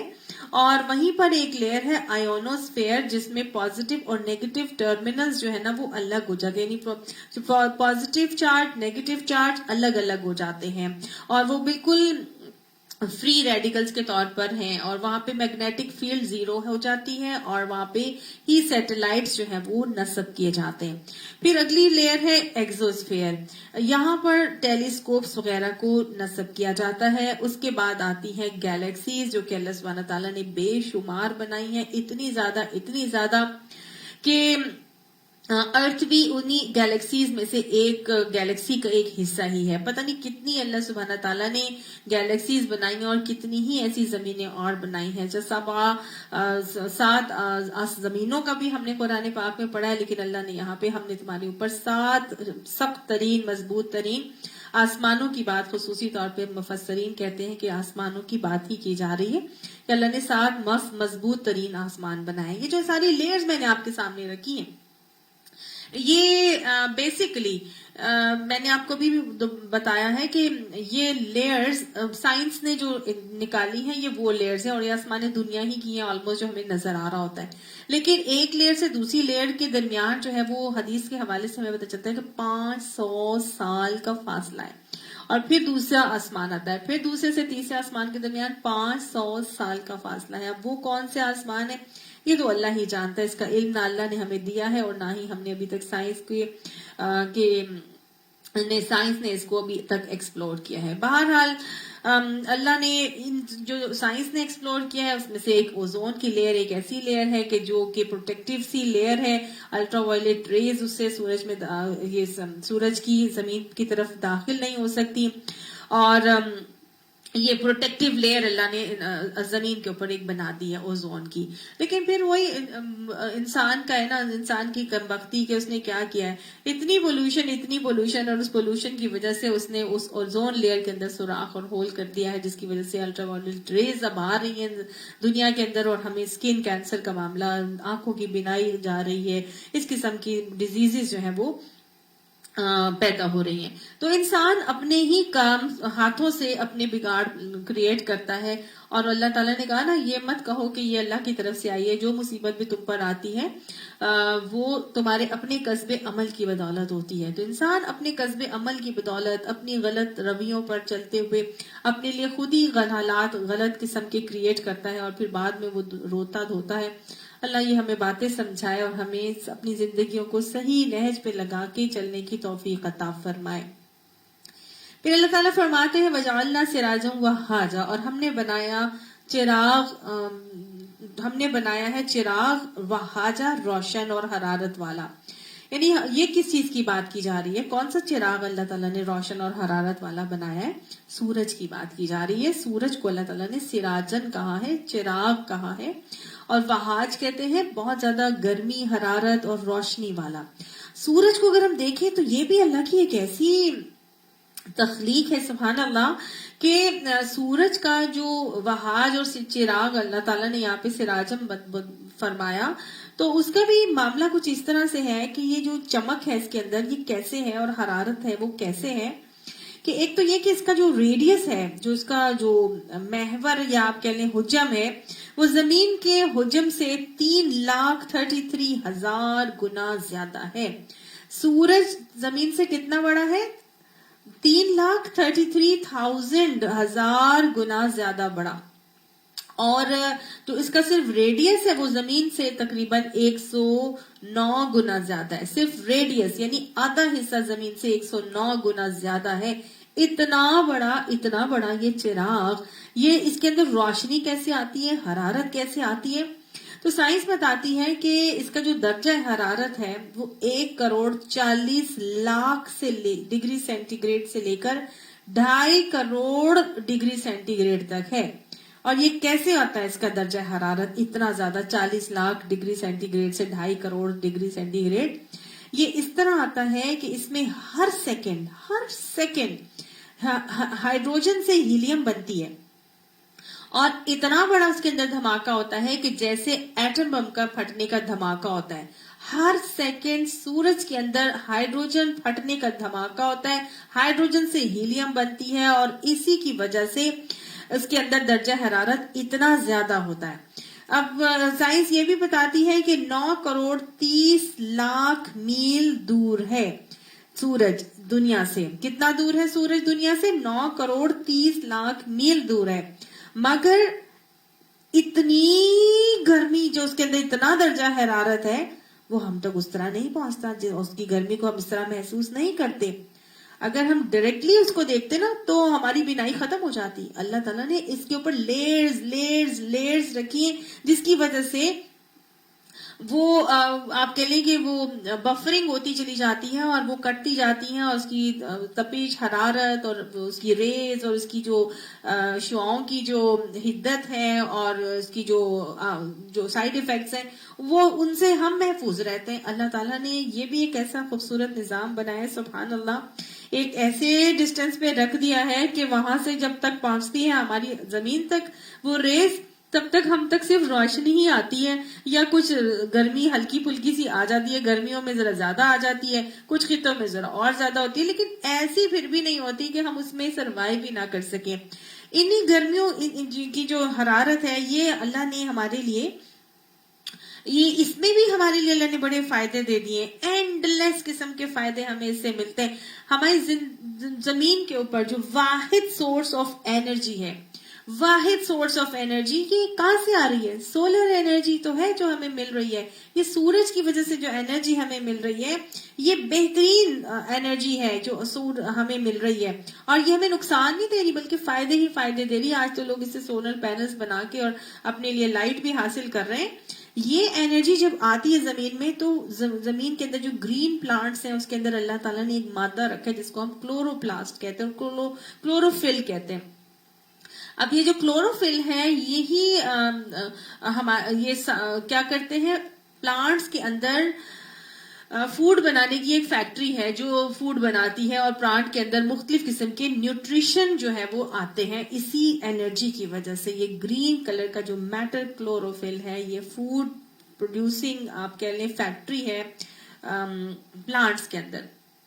اور یہی پھر ہم جب پلانٹس کھاتے ہیں تو مختلف قسم کی غذائی نشو و نما ہمیں دینے والے بنتے ہیں, اور زمین سے کچھ ایبزارب ہوتے ہیں, کچھ سورج کی وجہ سے کچھ آتا ہے اور کچھ وہ بنتے ہیں اور چیزیں, اور پھر ہمیں جو ہے وہ ہمارے کھانے سے ہم اس کو استعمال کرتے ہیں. یہ پودے یہ صرف کھاتے نہیں ہیں ہم, پودوں ہی سے کیا ہوتا ہے جب یہ پودے سم ٹائمز کیا ہوتا ہے یہ درخت مر جاتے ہیں, یہ زمین میں دب جاتے ہیں تو یہی پھر ہمارے لیے گیس بنا دیتے ہیں, یہی پھر ہمارے لیے کوئلہ بن جاتے ہیں, یہی پھر ہمیں جو ہے وہ یہی سے ہم ہیرے وغیرہ بھی نکالتے ہیں. اور یہی جو پودے درخت تو دب گئے ہمارے لیے ان چیزوں میں آ رہے ہیں, لیکن ان پودوں کی وجہ سے پھر باقی سارا سسٹم بھی جو ہے وہ اللہ سبحانہ تعالیٰ نے بڑے خوبصورت انداز میں رکھا ہے کہ جو کھاتے ہیں, جو اینیملز کھاتے ہیں ان کو, تو اینیملز کو پھر ہم کھاتے ہیں, پھر ان کو دوسرے کھاتے ہیں. وہ ایک پورا ایکو سسٹم کا نظام جو ہے وہ چل رہا ہے, وہ پوری انرجی ایک سے دوسری جگہ ٹرانسفر ہو رہی ہے. یہی سورج کی جو شعاعیں آتی ہیں یہ وائٹامن ڈی سے بھرپور ہوتی ہیں, صبح ارلی مارننگ کی جو شعاعیں ہوتی ہیں. پھر اس کے علاوہ یہی سورج کی جو تپش اور حرارت ہے یہ جراثیم کش بھی ہے, یہ انسیکٹیسیڈل بھی ہے, اور بہترین قسم کی ہمیں سینیٹائزیشن جو ہے وہ دینے کا کام کرتی ہیں. تو گویا اللہ تعالیٰ نے جراثیم کو مارنے کے لیے بھی یہی سورج کی تپش اور حرارت کو رکھا. پھر یہ اگر تپش حرارت نہیں ہوتی تو فصلیں کیسے پکتی, یہ کھیتیاں پھول یہ کیسے کھلتے, یہ باغات کیسے بنتے. اللہ تعالیٰ نے دیکھے کتنے خوبصورت انداز میں ساری چیزوں کا نظام جاری کر دیا. یہ صرف ایک کام نہیں ہے, یہ سورج چمکنے سے صرف اپنا چمک ہی نہیں رہا بلکہ یہ چمک کی وجہ سے ہمارے لیے کتنے مفید فائدے کر رہا ہے. پھر اللہ تعالیٰ فرماتے ہیں وَأَنزَلْنَا مِنَ الْمُعْصِرَاتِ مَاءً ثَجَّاجًا, اور ہم نے اتارا پانی بدلیوں میں سے, اور پانی بھی کیسا, ماءً ثجاجا, موسلا دھار پانی.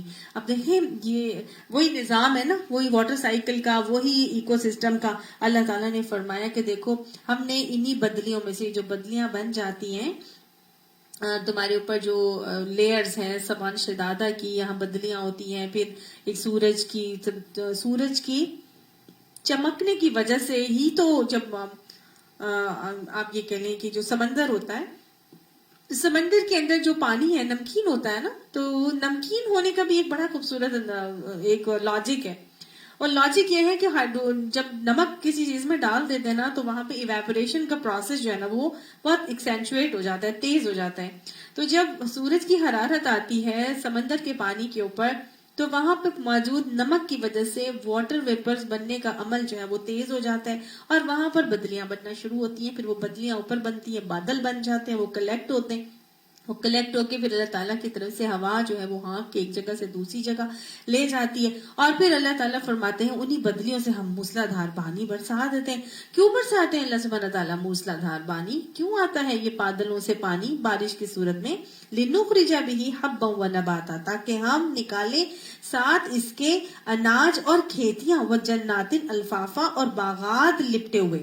یعنی اللہ نے یہ پانی کا جو بارش کا نظام ہے یہ بھی اس لیے نکالا ہے, اس لیے اتارا ہے کیونکہ اس بارش کے پانی کی وجہ سے اناج, کھیتیاں اور باغات, لپٹے ہوئے باغات, گرینری جو ہے وہ میرے اور آپ کے لیے پیدا ہو جائے. یہ سب کیوں کیا اللہ نے, یہ سارے نظام, یہ سارے سسٹم یہ کیوں وضع کیے. اور ہر چیز ہم دیکھتے ہیں بڑی ہارمنی کے ساتھ, بڑے ڈسپلن کے ساتھ چل رہی ہے. جب سے اللہ نے دنیا بنائی ہے تب سے آج تک ایسے ہی چل رہی ہے. سارے ایکو سسٹم, سارے واٹر سائیکل کا معاملہ اسی طرح چل رہا ہے. اور یہ یہ باتیں اللہ تعالیٰ بار بار قرآن پاک میں فرماتے ہیں، اسی لیے بتاتے ہیں اِنَّ یوم الفصل کان میقاتا، کہ بے شک فیصلے کا دن مقرر ہے. یعنی یہ بات سمجھ لو کہ یہ سب کچھ عبث نہیں بنایا، کسی وجہ سے بنایا ہے. فیصلے کا دن آنا ہی آنا ہے، ہر چیز کا حساب کتاب ہونا ہی ہونا ہے، اور تمہیں بھی جو ہے اس فیصلے کے دن اللہ کے حضور حاضر ہی ہونا ہے. اس دن جب فیصلے کا دن آ جائے گا تو کیا ہوگا؟ یوم ینفخ فی الصور فتأتون افواجا، اس دن جب پھونک مار دی جائے گی سور میں، پس تم آ جاؤ گے فوج در فوج. سور میں پھونک ماری جائے گی اور فوج در فوج سب کے سب اللہ کے حضور حاضر ہو جائیں گے. یہ سور کیا ہے؟ سور دراصل حدیث بتاتی ہے کہ یہ جانور کے سینگ نما ایک وہ ہے، ایک چیز ہے. جانور کا جیسا سینگ ہوتا ہے نا، اس نما ایک چیز ہے جس پر پیدائش کے وقت سے اسرافیل علیہ السلام اپنا منہ رکھ کر اللہ کے حکم کے منتظر ہیں کہ کب وہ دن آئے، یعنی جمعے کا دن آئے اور قیامت برپا کر دی جائے سور میں پھونک مار کر.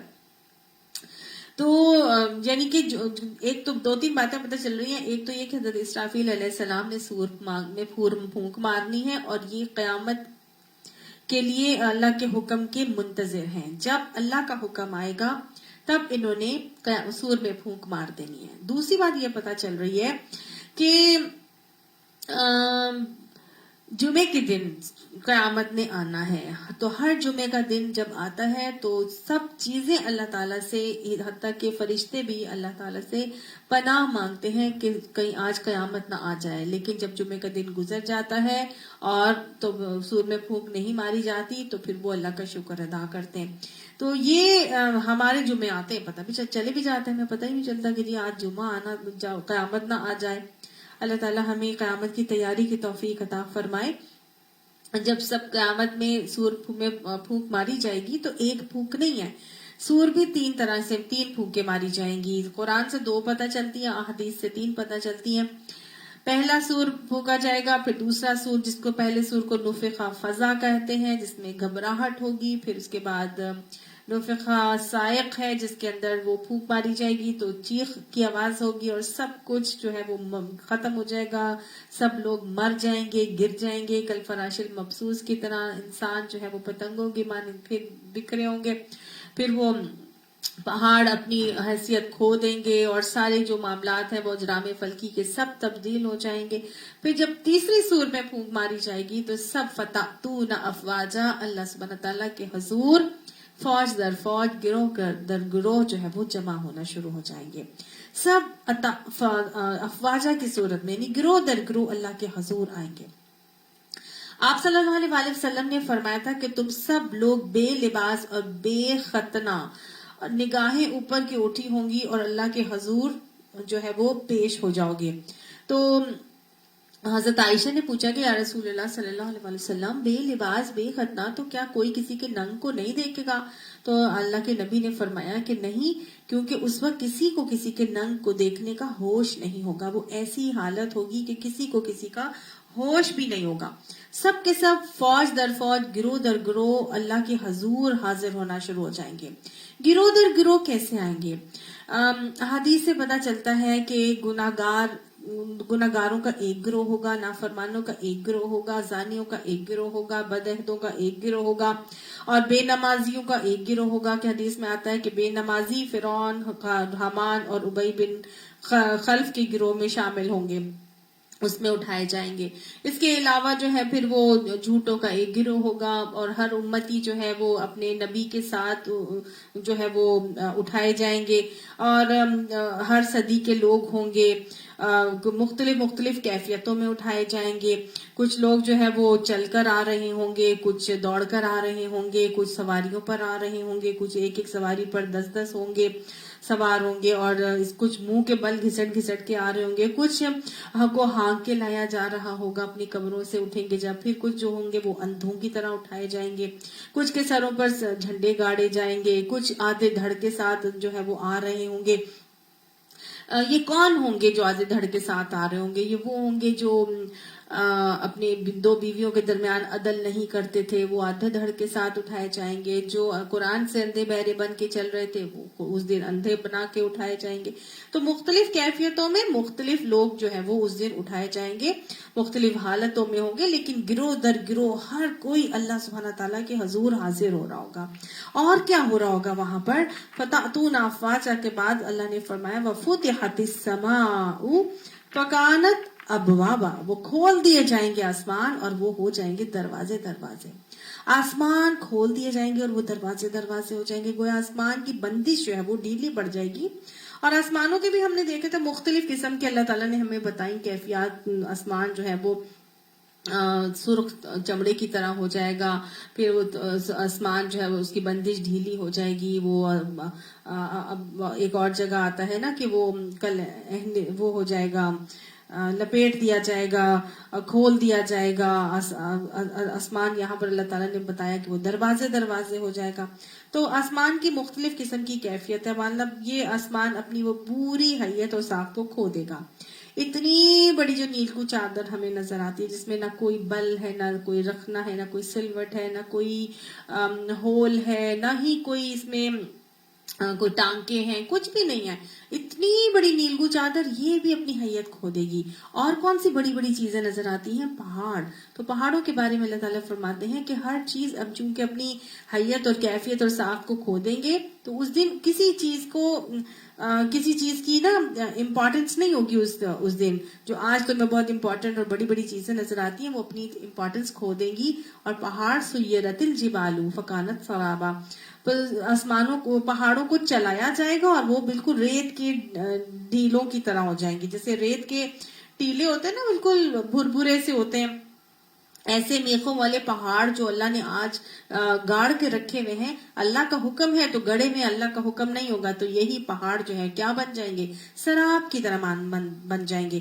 سراب کیا ہوتا ہے؟ بیسیکلی یہ نظر کا دھوکہ ہوتا ہے جو ہم دیکھتے ہیں نا اس میں،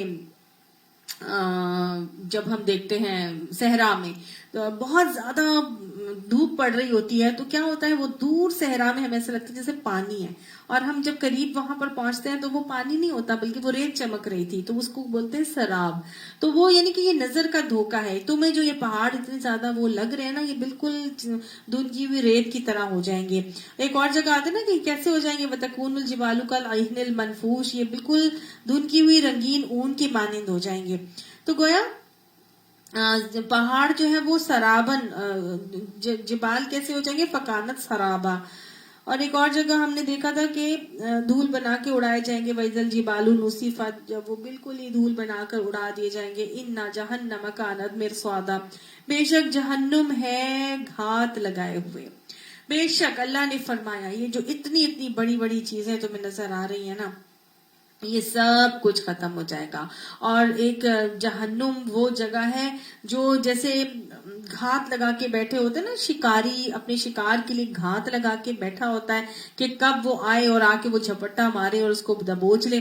بالکل اللہ تعالیٰ نے فرمایا کہ تمہارے لیے تو جہنم گھات لگا کے بیٹھی ہے۔ کس کے لیے؟ للطاغین مآبا، یہ سرکشوں کے لیے ایک ٹھکانہ ہے۔ یہ سرکشوں کے لیے ایک ٹھکانہ ہے، اور انہی سرکشوں کے لیے جہنم گھات لگا کے بیٹھی ہے اور ان کو پکڑ لے گی اور ان کو وہ دبوچ لے گی۔ قرآن میں آتا ہے ازلفت الجحیم، کہ جہنم کو قریب لایا جائے گا۔ جہنمیوں کے لیے جہنم کے لباس کاٹے جا چکے ہیں۔ آپ صلی اللہ علیہ وآلہ وسلم جب معراج پہ گئے تھے تو وہاں پہ آپ صلی اللہ علیہ وسلم نے جہنم کی دہاڑنے کی آوازیں بھی سنی تھی۔ آپ صلی اللہ علیہ وسلم کی حدیث سے ہمیں ایک دفعہ پتہ یہ چلتا ہے کہ جب زمین میں گرمی ہوتی ہے تو جہنم اپنی سانس باہر نکالتی ہے تو زمین میں گرمی ہو جاتی ہے۔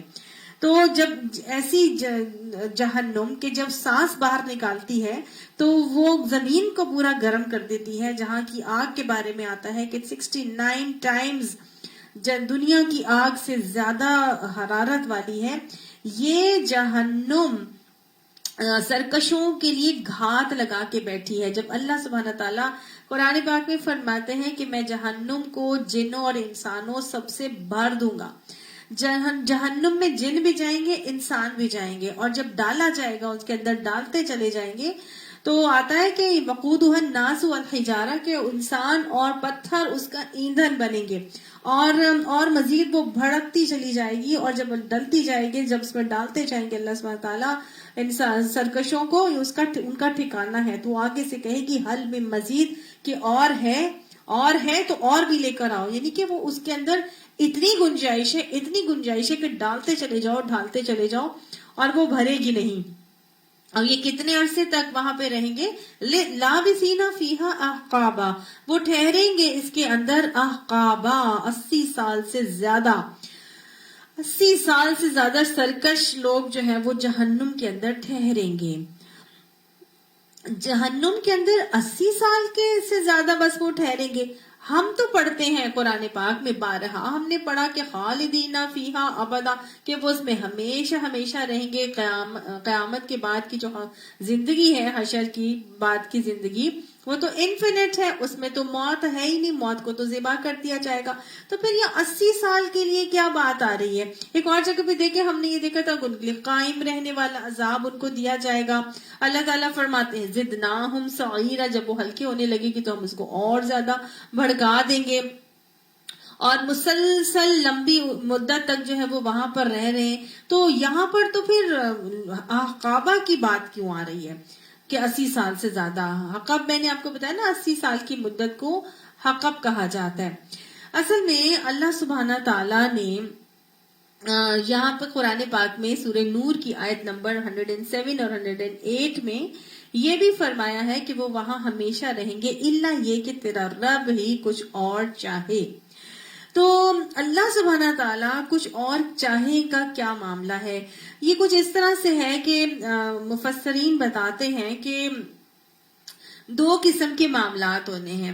ایک تو وہ لوگ ہیں جو کہ کنٹینیوٹی سے سرکشی میں گرفتار ہیں اور کافر ہیں اور سرکشوں کی سی زندگی گزارتے رہے ہیں، اور دوسرے وہ ہیں جو مومن ہیں، ایمان لائے ہیں، لیکن ان کے اعمال میں کمی تھی، انہوں نے غلطیاں کی، کوتاہیاں کی، تو اس کے حوالے سے انہوں نے چونکہ اللہ تعالیٰ سے معافی نہیں مانگی، اس لیے ان کو سزا کے طور پر جہنم میں ڈالا جائے گا۔ ٹھیک ہے، تو جو تو عادی مجرم تھے اور وہ انکار کے روش پر تھے، کافر تھے، تو وہ ان کے لیے معاملات بالکل مختلف ہوگا۔ وہ ہمیشہ رہیں گے، خالدین فیہا ابدا کے حوالے سے انفینٹی کی زندگی ہوگی، اور ایک حقب کے بعد دوسرا حقب ان کا شروع ہو جائے گا۔ 80 سال ہوں گے، پھر اس کے بعد دوسرے 80 سال، پھر تیسرے 80 سال، گویا ان کے چلتے ہی رہیں گے۔ لیکن جو مومن تھے، جو اپنی سزاؤں کو بھگت جائیں گے، وہ ان کو نبی اکرم صلی اللہ علیہ وآلہ وسلم کی شفاعت سے نکالا جائے گا، جیسے ہمیں شفاعت کبریٰ کے حوالے سے ڈیٹیل سے پتہ چلتا ہے کہ نبی صلی اللہ علیہ وآلہ وسلم اپنی امتیوں کے لیے سفارش کریں گے، اور وہ لوگ جو اپنے سزا کاٹ چکے ہوں گے اور شرک نہیں کیے ہوئے ہوں گے ان کو نکالا جائے گا۔ تو جو سزا کاٹ چکے ہوں گے، ایک حقب گزرے گا اور پھر اللہ کے نبی کی سفارش سے وہ نکالے جائیں گے، پھر دوسرا حقب یعنی 80 سال کی مدت گزرے گی اور پھر ان کو نکالا جائے گا جو اپنی سزا بھگت چکے ہوں گے دوسری سفارش پر، پھر تیسری سفارش پر تیسرا حقب گزار کے وہ، مطلب یہ جو ہے وہ مفسرین بتاتے ہیں کہ اس طرح سے ان کا ٹائم جو ہے جہنم کے اندر گزرے گا، اور پھر ان کو الٹیمیٹلی جو مومن تھے، جو شرک نہیں کیا تھا لیکن اپنے غلط اعمال کی روش پر قائم تھے، تو لیکن شرک سے بچے ہوئے تھے، تو ان کو تو نکال دیا جائے گا، لیکن ایمان لانے کے بعد جب انہوں نے شرک کر لیا تو وہ شرک کرنے والوں کو اللہ سبحانہ تعالیٰ سفارش پر بھی نہیں نکالیں گے۔ تو گویا اللہ نے یہاں پہ بتایا کہ وہ جو سرکش تھے وہ اس کے اندر احقابہ کی صورت میں 80 سال سے زیادہ ٹھہریں گے، مطلب وہاں پر اپنی زندگی گزاریں گے۔ لا یذوقون فیہا بردا ولا شرابا، نہیں وہ چکھیں گے اس کے اندر کوئی ٹھنڈک اور نہ ہی کوئی پینے والی چیز، الا حمیما وغساقا، یہ ان کا جہنمیوں کا کھاجا اور پینے کی بات کی جا رہی ہے کہ وہ کوئی ٹھنڈک اور پینے والی چیز وہاں پر نہیں ان کو ملے گی، مگر کیا ملے گا؟ حمیم ملے گا، کھولتا ہوا پانی، وغساقا، اور زخموں کی دھون، غساق کہتے ہیں زخموں کی دھون کو۔ آپ صلی اللہ علیہ وآلہ وسلم نے فرمایا کہ قصاب کا اگر ایک ڈول زمین پر بہا دیا جائے تو زمین پر ساری چیزیں اس کی بو کی وجہ سے مر جائیں. اللہم اجرنا من النار. ایسا ان کا کھانا ہوگا اور ایسا ان کا پینا ہوگا. اور پینے والی چیز ساگ ہے کہ جس میں پیپ ہے، لہو ہے، اور آنکھوں اور جلد کی جو شدید بیماری سے جو رطوبت بہتی ہے نا، جو سیکریشنز نکلتی ہیں، وہ ان کو غصہ کی بیسیکلی کہا جاتا ہے. اور یہ جو حمیم ہے، کھولتا ہوا پانی، یہ اتنا کھولتا ہوا ہوگا کہ جب بتایا جاتا ہے کہ جب یہ جہنمیوں کے سروں پر ڈالا جائے گا تو اس کی گرمی کی وجہ سے ان کے پیٹوں کے اندر تک جو ہے وہ آتے بھی گل جائیں گی. تو یہ ان کا معاملہ ہونا ہے جو سرکشی کی روش پر قائم ہے، اور جہنم میں جو ہے وہ جہنم رسید کیے جائیں گے، اور پھر وہاں پر ان کو بھوک اور پیاس جب لگے گی تو ان کو یہ دیا جائے گا. اللہ تعالیٰ فرماتے ہیں جزاء وفاقا، یہ بدلہ ہے پورا پورا. انہم کانوا لا یرجون حسابا، یہ ان کو مل رہا ہے کیونکہ وہ کیا تھے، بے شک وہ تھے نہیں امید رکھتے کسی حساب کی. یعنی وہ تو مادر پدر آزاد اپنی زندگی گزار رہے تھے، انہیں تو یہ احساس ہی نہیں تھا کہ انہوں اپنے کیے کا حساب کتاب دینا ہے. تو وَغَذَّبُوا بِآيَاتِنَا كِذَّابًا، اور انہوں نے ہماری آیات کو جھٹلایا، اچھی طرح سے جھٹلایا. اور وَكُلَّ شَيْءٍ أَحْصَيْنَاهُ كِتَابًا، اور ہم نے ہر چیز کو شمار کر کے رکھا ہے.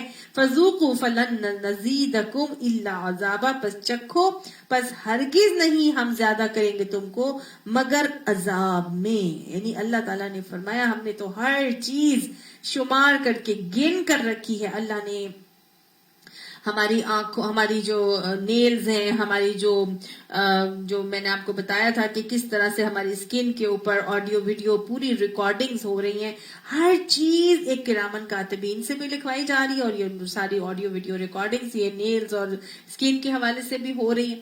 ہر چیز اللہ نے کہا میں نے شمار کر کے لکھوا بھی رکھا ہے. تم کیا سمجھتے تھے؟ تو تم ہماری آیات کو جھٹلا کر اور اچھی طرح سے جھٹلا کے تم بچ جاؤ گے. تم تو سمجھتے تھے کہ ہم نے تو اپنی کسی عمل کا حساب ہی نہیں دینا، تم تو واپسی کی کوئی امید ہی نہیں رکھتے تھے، تم تو حساب کتاب کی امید ہی نہیں رکھتے تھے، تو تمہیں میں چھوڑوں گا تو نہیں. اللہ نے فرمایا تمہارے لیے قائم رہنے والا عذاب دیا جائے گا، اور اب چکھو، تم اس عذاب کے ہی حقدار ہو، تمہیں ہی اس عذاب کو سہنا پڑے گا کیونکہ تم اپنے کرتوتوں کی وجہ سے اس میں آئے ہو. اب یہ قائم رہنے والا عذاب، اور جو اللہ تعالیٰ فرماتے ہیں ہم اس کو زیادہ ہی کرتے دیں گے، کمی نہیں ہوگی. یہ جب کبھی کم ہونے لگے گا زدناہم سعیرا، اللہ تعالیٰ فرماتے ہیں ہم اس کو مزید اس میں اضافہ ہی کر دیں گے. اللہ تعالیٰ نے جہنمیوں کی بات بتائی اور سرکشوں کے حوالے سے ان کو اس کے ٹھکانے کا علم دینے کے بعد اللہ تعالیٰ نے قرآن کا وہی معاملہ، وہی طریقہ اللہ تعالیٰ کا کہ جہاں اللہ سبحانہ تعالیٰ جہنم کی بات کرتے ہیں وہیں جنتیوں کا تذکرہ کر کے، جنت کا تذکرہ کر کے ہمت بھی بناتے کہ ایسا نہیں ہے کہ صرف اور صرف وہاں پہ جہنم ہی ہے، بلکہ ان للمتقین مفازہ، بے شک واسطے متقیوں کے کامیابی بھی ہے. یعنی کہ ایسے لوگ جو اللہ سے ڈر کے زندگی گزار رہے تھے، مادر پدر آزاد نہیں تھے، اللہ کو مانتے تھے، اللہ کی مان کے ڈر ڈر کے زندگی گزار رہے تھے، بس وہی کامیاب ہوں گے. اور وہ کامیابی ان کو کس صورت میں ملے گی؟ حدائق و اعنابا، ان کو تو ایسے باغ ملیں گے جس میں اور انگور ہوں گے. حدائق کہتے ہیں ایسے باغ کو، حدیقہ کہا جاتا ہے جس کے ارد گرد باؤنڈری ہوتی ہے. تو ایسا باؤنڈری والا باغ جو ہوتا ہے وہ بیسیکلی اپنی پرسنل پراپرٹی ہوتا ہے. تو اللہ تعالیٰ نے فرمایا کہ جو متقین ہیں ان کو پرسنل پراپرٹی والے باغ دیے جائیں گے، اور ایسے باغ ہوں گے جن کی باؤنڈری بھی ہوگی، اور اس باؤنڈری پہ جو درخت ہوں گے وہ آنابا، وہاں کھجور بھی، انگور ہوں گے. انگوروں کی بیلیں درختوں پر لگی ہوں تو انتہائی حسین نظارہ دیتی ہیں. اللہ نے فرمایا انگور بھی وہاں پر ہوں گے، وَكَوَاعِبَ أَتْرَابًا، اور 9 عمر ہم سن لڑکیاں بھی ہوں گی ان کے لیے وہاں پر. یعنی کہ ہم عمر ہم سن لڑکیاں جو کہ بالکل جوان ہوں گی، وہ ان کو وہاں پر دی جائیں گی. کن کو دی جائیں گی؟ متقیوں کو دی جائیں گی. اللہ نے کہا جو ڈر ڈر کے زندگی گزارے گا اللہ تعالیٰ دو خوف اور دو بے خوفیاں جمع نہیں کرتے. جو ڈر کے خوف زدہ ہو کر اللہ سے خوف زدہ ہو کر زندگی گزارتا ہے اس کے لیے قیامت میں بے خوف کر دیا جائے گا اس کو, اور من پسند آخرت ہوگی. اور جو دنیا میں من پسند زندگی گزارے گا تو پھر رب ناپسند آخرت ہی اس کو ملے گی, اس دن اس کو خوف زدہ کر دیا جائے گا. تو اللہ تعالیٰ نے یہاں پہ کیا فرمایا کہ تمہیں کیا ملے گا وہاں پر, ایک تو یہ کہ پرائیویٹ باغ ملیں گے, اور ساتھ ساتھ تمہیں ہم عمر جو لڑکیاں ملیں گی, جوڑے تمہارے ہم عمر ہوں گے. ایک اور بات یہاں سمجھنے کی, دیکھیں بات یہ بھی ہے کہ اللہ تعالیٰ بہترین جوڑے کی ہمیں بتا رہے ہیں کہ جو ہسبینڈ وائف ہوتے ہیں یا اسپاؤس جو ہوتے ہیں وہ بہترین کون سے ہوتے ہیں, جو ہم عمر ہوتے ہیں, ہم سن ہوتے ہیں, جو عمر میں جو ایج ڈفرنس ان کا اتنا زیادہ نہیں ہوتا. ایک مرتبہ ایک صحابی آپ صلی اللہ علیہ وسلم کے پاس آیا, انہوں نے بتایا کہ میں نے شادی کر لی. تو نبی صلی اللہ علیہ وسلم نے ان سے پوچھا کہ آپ نے کن سے شادی کی ہے نا, تو انہوں نے بتایا کہ میں نے ایک عمر رسیدہ ایک خاتون تھی ان سے شادی کی ہے. تو نبی صلی اللہ علیہ وسلم نے اس کو پسند نہیں کیا, اور آپ نے فرمایا کہ بہتر ہوتا کہ تم اپنی ہم عمر کے ساتھ ہی شادی کرتے, کیونکہ وہ تم سے کھیلتی اور تم اس سے کھیلتے. یعنی کہ مینٹل انڈرسٹینڈنگ ہونا اور ہم ذہنی ہم آہنگی ہونا یہ بہت جو ہے نا ممکن ہوتا ہے اگر ایکول آپ کے ایج ڈفرنس بہت زیادہ نہ ہو, ہم سن ہو, ہم عمر ہو. اور یہ بہترین جوڑے ہیں جو جنت میں بھی جنتیوں کو دیے جائیں گے. وَكَأْسًا دِحَاقًا, اور پیالے اور جام بھرے ہوئے, یعنی کہ ان کو ایک خاص اندازے سے, دہاقہ کہتے ہیں خاص اندازے سے بھرنا. اللہ تعالیٰ نے ان کو ایک خاص اندازے سے بھر کے رکھا ہوگا کہ وہ گر نہیں رہے ہوں گے, اتنے بھرے ہوئے ہوں گے کہ وہ چھلک کے باہر نہیں گریں گے کہ ہم لے کر آ رہے ہیں کسی کے ساتھ سامنے تو وہاں پہ وہ گر رہے ہیں اور ٹرے گندی ہو رہی ہے. ایسا کوئی معاملہ نہیں ہے. ایک خاص اندازے سے بھرے پیارے جام ان کو وہاں پہ دیے جائیں گے. لا يسمعون فيها لغوا ولا كذابا, نہیں وہ سنیں گے بیچ اس کے کوئی لغو بات اور نہ ہی کوئی جھوٹ. یہ بھی ایک بہت ہی اچھی محفل کی تعریف اللہ تعالیٰ یہاں پہ کر رہے ہیں. اور جنت کی محفل تو جنت کی محفل تو سب سے بہترین ہے. تو گویا بہترین محفلیں پھر کیسی ہوتی ہیں, وہ ہوتی ہیں جہاں نہ کوئی لغو بات ہوتی ہے اور نہ ہی وہاں کوئی جھوٹ ہوتا ہے. جنت کے اندر جو محفلیں ہیں وہاں پہ بھی نہ کوئی لغو بات ہوگی اور نہ ہی کوئی جھوٹ ہوگا. تو ہماری دنیا کے اندر بھی جو بہترین محفلیں ہیں وہ وہی ہونی چاہیے یا وہی ہوتی ہیں جہاں کوئی لغویات نہیں ہوتی اور جہاں کوئی جھوٹ ہوتا ہے. لیکن آج ہمارے یہاں تو آوے کا آوا ہی بالکل الٹا ہوا ہے. آج ہماری ہر محفل خرافات سے بھری ہوئی ہے, لغویات سے بھری ہوئی ہے, کوئی پروڈکٹیو بات اس پہ نہیں ہوتی. ہم لغویات کا اضافے پہ اضافہ کیے چلے جاتے ہیں. کوئی شادی جو ہے, کوئی بیاہ ہے, کوئی فنکشن ہے, کوئی بھی چیز آپ دیکھ لیں اس میں کیا ہے, لغویات بھری ہوئی ہیں. آپ مطلب you name it and you have it والی بات ہے کہ لغو میں آپ کو صرف اتنا بتا دیتی ہوں کہ لغو ہر وہ چیز ہے جس کا نہ دنیا میں کوئی فائدہ ہے نہ آخرت میں کوئی فائدہ ہے. تو ایسی چیزیں جو نہ دنیا میں کوئی فائدہ دینے والی ہیں نہ آخرت میں کوئی فائدہ دینے والی ہیں, صرف اور صرف وقت کا ضیاع ہے, ان کو لغویات کہا جاتا ہے. آپ صلی اللہ علیہ وآلہ وسلم نے فرمایا تھا من حسن الاسلام المرء ترکہ ما لا یعنیہ, اسلام آدمی کے اسلام کا حسن یہ ہے کہ وہ لا یعنی لغویات کو چھوڑ دے. وہ قرآن میں سورہ مومنون کے اندر جو جنتیوں کی صفات بتائی گئی ہیں وہ کیا بتائی گئی ہیں, والذین هم عن اللغو معرضون, کہ وہ لغویات سے اعراض کرتے تھے, لغویات میں پڑھتے نہیں تھے. جبکہ لغویات سے اگر ان کو گزرنا بھی پڑتا ہے تو وہ کیسے کہ گزرتے ہیں, وَإِذَا مَرُّوا بِاللَّغْوِ مَرُّوا كِرَامًا, عزت سے گزر جاتے ہیں. وہ اس میں انڈلج نہیں ہوتے, انوالو نہیں ہوتے, وہ کسی ایسے کام میں اپنا ٹائم نہیں لگاتے جس کا نہ دنیا میں فائدہ ہونا ہے نہ آخرت میں, بلکہ وقت کا ضیاع ہے. اچھی طرح سے دیکھ لیجئے, نمود و نمائش, وہ ریا, وہ جھوٹ, وہ تماشے, وہ ڈانس, وہ جو ساری کی ساری چیزیں جو ہیں وہ کیا ہیں, یہ سب جھوٹ میں بھی آتی ہیں اور لغویات میں بھی آتی ہیں. یہ جو محفلیں منعقد کی جاتی ہیں, کوئی گانے بجانے کو تو علیحدہ ہی کر دیجئے نا, اس کے علاوہ بہت ساری چیزیں جو لوگ اپنی فنکشنز میں رکھتے ہیں, کوئی میجک شو رکھ لیتا ہے, کوئی مختلف قسم کے ایکروبیٹس کی چیزیں رکھ لیتے ہیں, کوئی ڈانسرز رکھ لیتے ہیں, کوئی مطلب کوئی فیشن شوز رکھ لیتے ہیں، کوئی مطلب ہر قسم کی چیزیں ہیں جو فنکشنز کو بہتر بنانے کے لیے لوگ استعمال کرتے ہیں، اور اس کے اندر انڈلج ہوتے ہیں اور اپنا پیسہ بھی ضائع کرتے ہیں، اپنا وقت بھی برباد کرتے ہیں، اور اپنی جو ہے وہ اپنی زندگی کا بہترین لمحات بھی ضائع کر رہے ہوتے ہیں. تو یہ سب اچھی محفلوں کی پہچان نہیں ہے. اللہ تعالیٰ نے جنت کی محفلوں کی جو چیز بتائی ہے وہ کیا بتائی ہے، خصوصیت کیا بتائی ہے، وہاں پر کوئی لغو بات نہیں ہوگی اور نہ ہی کوئی جھوٹ ہوگا. تو اللہ تعالیٰ ہمیں بھی اپنی زندگی میں ایسی ہی محفلیں منعقد کرنے کی توفیق عطا فرمائے جو لغویات سے پاک ہوتی ہیں، جو جھوٹ سے پاک ہوتی ہیں. آج ہمارے بچے بھی یہی سب بول رہے ہوتے ہیں کہ نہیں جی ہم نے تو جی میوزک رکھنا ہے، ڈی جے بلانا ہے، ہم نے فلاں کو بلانا ہے، ہم نے یہ کرنا ہے، ہم نے وہ کرنا ہے، فلانے نے یہ کیا تھا. وہ جو اب بیبی شاورز ہو رہے ہیں تو جی برائڈل شاورز ہو رہے ہیں، اور مختلف قسم کی چیزیں ہیں. اب وہ عقیقوں میں بھی پتہ نہیں کیا کیا چیزیں انوالو کر دی گئی ہیں، پھر وہ سالگرہیں کی جا رہی ہیں، پھر وہ شادیاں اور وہ جو مہندیاں اور وہ شہندیاں اور مختلف قسم کی فنکشنز جو ہیں وہ کیا ہیں، ان میں صرف اور صرف لغویات اور سب کچھ نہیں.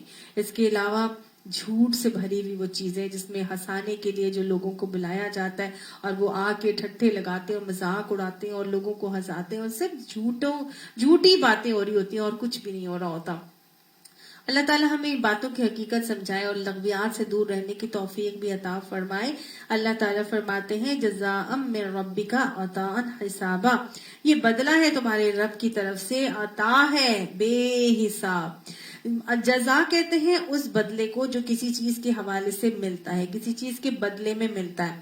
لیکن عطا وہ ہوتا ہے جو کسی بدلے کے طور پر نہیں ملتا، بلکہ بغیر کسی بدل کے ایک انعام کے طور پر یا احسان کے طور پر دے دیا جاتا ہے.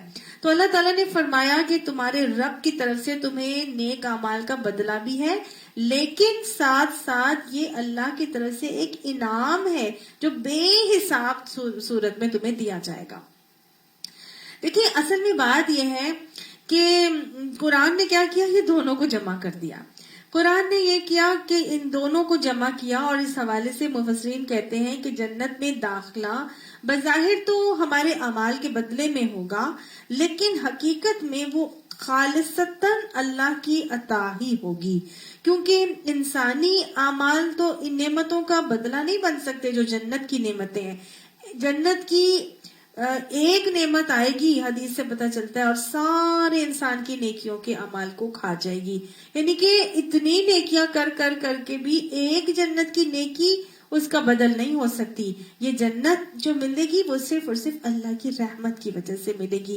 اللہ کی رحمتیں ہی شامل حال ہوں گی تو ہی انسان جنت میں جا سکے گا، اپنے عمل سے جنت میں نہیں جا سکتا. ہاں دکھانے کے لیے ہوگا، کہ حدیث میں آتا ہے آپ صلی اللہ علیہ وسلم نے فرمایا کہ کوئی شخص اپنے عمل سے جنت میں نہیں جا سکتا جب تک کہ حق تعالیٰ کا فضل نہ ہو. تو صحابہ نے پوچھا یا رسول اللہ کیا آپ بھی؟ آپ نے فرمایا کہ ہاں میں بھی اپنے عمل سے جنت میں نہیں جا سکتا. تو جب نبی صلی اللہ علیہ وسلم بھی اپنے عمل سے جنت میں نہیں جا سکتے، میں بھی اپنے عمل سے جنت میں نہیں جا سکتی، کوئی بھی اپنے عمل سے جنت میں نہیں جا سکتا. یہاں پہ بھی بتا دیا اللہ تعالیٰ نے کہ تمہارے رب کی طرف سے بدلہ ہوگا اور ایک بے حساب عطا ہوگی جو تمہارے رب کی طرف سے ہوگی. اللہ کی رحمت شامل حال ہوگی تو انسان جنت میں جا سکے گا. تو پھر ہم اعمال کیوں کریں اگر ہمارے اعمال کی وجہ سے ہمیں جنت نہیں ملنی ہے نا. سوال پیدا ہوتا ہے نا، دماغ میں آتا ہے کہ پھر ہم اعمال کیوں کریں اگر جنت ان اعمال کی وجہ سے ملنے ہی نہیں ہے. تو اس کا جواب یہ ہے کہ یہ جو اعمال ہم نیکی کے کرتے ہیں یہ کیوں کرتے ہیں، یہ اللہ کی رحمت ہی کو تو متوجہ کرنے کے لیے ہم اعمال کرتے ہیں نا. اللہ کی رحمت متوجہ ہو جائے، اللہ اپنی رحمت کی نگاہ ہم پر ڈال لے، اللہ کی رحمت جس کے شامل حال ہو گئی وہی تو پھر جنت میں جا سکے گا نا. تو پھر جو جتنا زیادہ متقی ہوگا اتنا ہی زیادہ، جتنا اللہ کا خوف اور تقوی رکھتا ہوگا اتنی ہی زیادہ وہ اللہ کی رحمت کو متوجہ کرنے والا ہوگا. جہنم ہم نے ابھی پڑھا کہ للطاغین مآبا، یہ سرکشوں کا ٹھکانہ ہے. اس سرکش کے دل میں تو اللہ کا خوف اور تقوی تھا ہی نہیں، یہ سرکش تو اللہ کے غضب کا حقدار بنتا رہا، اسی لیے یہ جہنم رسید ہو گیا. لیکن وہ شخص جس کے اندر تقوی ہوگا، ان للمتقین مفازا، اللہ نے فرما دیا کہ اللہ کا تقوی رکھنے والوں کو ہی کامیابی ملے گی. تو جو تقوی رکھتا ہوگا، جو خشیت رکھتا ہوگا، اس کے شامل حال اللہ کی رحمت ہو جائے گی، اور وہ اللہ کی اس رحمت کا حقدار ہوگے، کیونکہ اللہ نے فرمایا رحمتی تغلب علی غضبی، میری رحمتی غلبت غضبی، کہ میری رحمت میرے غضب پر حاوی ہے، غالب ہے. تو بس اللہ سے اس کی رحمت ہی مانگنی چاہیے. اللہم رحمتک ارجو فلا تکلنی الی نفسی طرفۃ عین واصلح لی شأنی کلہ لا الہ الا انت رب السماوات والارض، رب ہے آسمانوں کا اور زمین کا، وما بینہما الرحمن، اور جو ان کے درمیان ہے وہ رحمان ہے. اللہ رحمان ہے، آسمان و زمین کا رب ہے، نہ صرف آسمان اور زمین بلکہ جو کچھ اس کے درمیان میں ہے وہ اس کا بھی رب ہے. لا یملکون منہ خطابا، اور کوئی اختیار نہیں رکھتے وہ اس سے کسی خطاب کا. یعنی اللہ سبحانہ تعالیٰ اتنا رحمان ہے کہ اس کی اجازت کے بغیر کوئی اس سے بات کرنے کا اختیار نہیں رکھے گا. اللہ کی اجازت ہوگی تو کوئی بات کر سکے گا، اللہ کی اجازت نہیں ہوگی تو کوئی بات نہیں کر سکے گا. یہ سب اللہ کی اجازت کے ساتھ ہوگا. اللہ کی اجازت کے بغیر تو پرندہ پر نہیں مار سکتا، تو کوئی کیسے کہہ سکے گا کہ جی میں اپنی مرضی سے اس کو یہاں سے بخشوا کے ہی لے کے جاؤں گا. شفاعت بھی ہوگی تو کیسے ہوگی؟ اللہ کی اذن سے ہی ہوگی، اس کے علاوہ نہیں ہو سکے گی. اللہ نے فرما دیا ہے یوم یقوم الروح والملائکۃ صفا، اس دن کھڑے ہوں گے روح اور فرشتے صف در صف. روح کون؟ جبرائیل علیہ السلام، اور تمام فرشتے اللہ کے حضور صف در صف کھڑے ہو جائیں گے.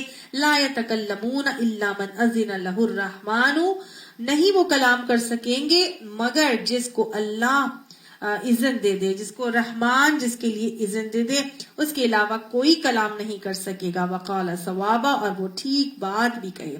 گویا اگر کوئی سفارش بھی کرنا چاہے گا تو اللہ رحمان رب کی اجازت سے کرے گا، اپنی طرف سے کوئی کسی کی سفارش بھی نہیں کر سکے گا. کوئی چاہے بڑے سے بڑا اولیاء ہو، نیکوکار ہو، ولی اللہ ہو، کوئی پیر ہو، کوئی نبی ہو، کوئی صدیق ہو، کوئی شہید ہو، اللہ کے اذن کے بغیر کوئی سفارش بھی نہیں کر سکے گا، کیونکہ اللہ نے کہہ دیا لا یتکلمون، فرشتے بھی نہیں، جبرائیل علیہ السلام بھی نہیں کر سکیں گے، اور کوئی خطاب کا اختیار نہیں رکھتا ہوگا، کلام کا اختیار نہیں رکھتا ہوگا.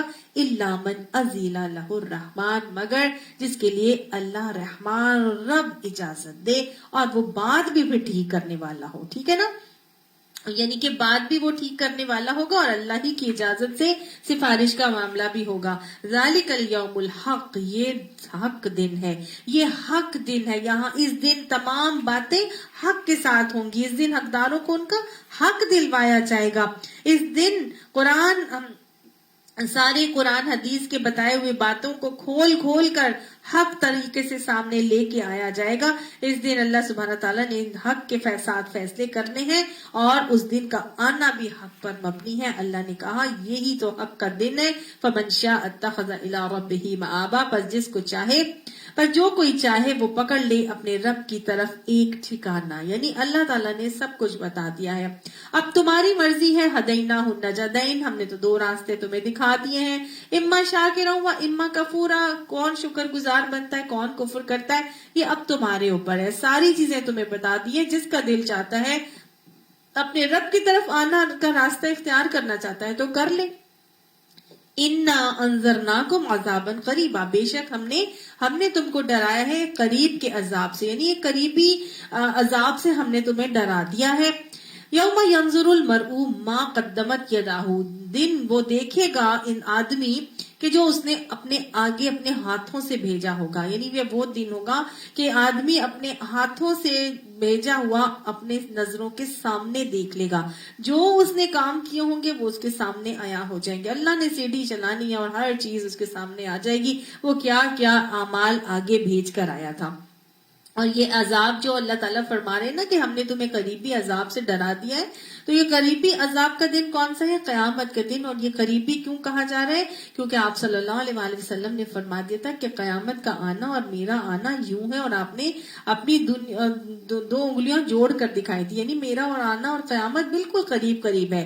اگر میں آ گیا ہوں آخری نبی کی صورت میں تو بس قیامت تو کبھی بھی آ سکتی ہے.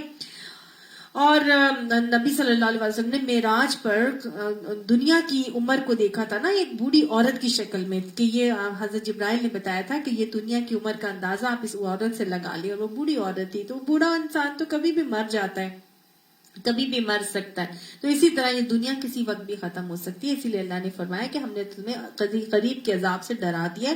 اس دن کیا ہوگا؟ ہر انسان دیکھ لے گا کہ جو اس نے آگے بھیجا ہے اپنے ہاتھوں سے. وَيَقُولُ الْكَافِرُ، اور کافر یہ کہے گا کہ یا لیتنی کنت ترابا، کہ ہائے کاش میں مٹی ہوتا. کتنی حسرت چھپی ہے نا اس جملے کے اندر، کہ کافر کیا کہے گا کہ یا لیتنی کنت ترابا، ہائے کاش میں مٹی ہی ہوتا. حضرت عبداللہ بن عمر سے روایت آتی ہے کہ قیامت کے روز ساری زمین ایک سطح مستوی ہو جائے گی، یعنی برابر ہو جائے گی، ایک سطح کی ہو جائے گی، جس میں انسان، جنات، زمین پر چلنے والے پالتو جانور اور وحشی جانور سب جمع کر دیے جائیں گے. اور جانوروں میں سے اگر کسی نے دوسرے پر دنیا میں ظلم کیا تھا تو اس سے اس کا انتقام دلوایا جائے گا. یہاں تک کہ اگر کسی سینگ والی بکری نے بے سینگ بکری کو مارا تھا تو آج اس کا بھی بدلہ دلوا دیا جائے گا. جب اس سے فراغت ہو جائے گی تو سب جانوروں کا حکم ہوگا کہ مٹی ہو جاؤ، اور وہ سب جانور مٹی ہو جائیں گے. اس وقت کافر لوگ یہ تمنا کریں گے کہ کاش ہم بھی جانور ہوتے اور اس وقت مٹی ہو جاتے. یا لیتنی کنت ترابا، اور حساب کتاب اور جہنم کی سزا سے ہم بچ جاتے ہیں. تبھی تو حضرت عائشہ فرمایا کرتی تھی کہ کاش میں بھولی بسری چڑیا ہوتی. حضرت ابو بکر فرماتے تھے کہ کاش میں پتا ہوتا. حضرت عمر فرماتے تھے کاش میں تنکا ہوتا جسے ہوائیں اڑائے پھرتی. اللہم حاسبنا حسابا یسیرا، اللہ ہمارا آسان حساب لے لیجیے گا. مرنے سے پہلے اپنی اپنی اعمال کی بخشش کروا لیں، کیونکہ ایسا نہ ہو جائے کہ قیامت کے دن اس حسرت کے عذاب سے ہم سب دو چار ہو جائیں. اللہم حاسبنا حسابا یسیرا، اللہم رحمتک ارجو فلا تکلنی الی نفسی طرفت عینی واصلح لی شانی کلہ لا الہ الا انت. اللہم اغفر لی وللمؤمنین والمؤمنات والمسلمین والمسلمات. صدق اللہ العظیم. آمین ثم آمین.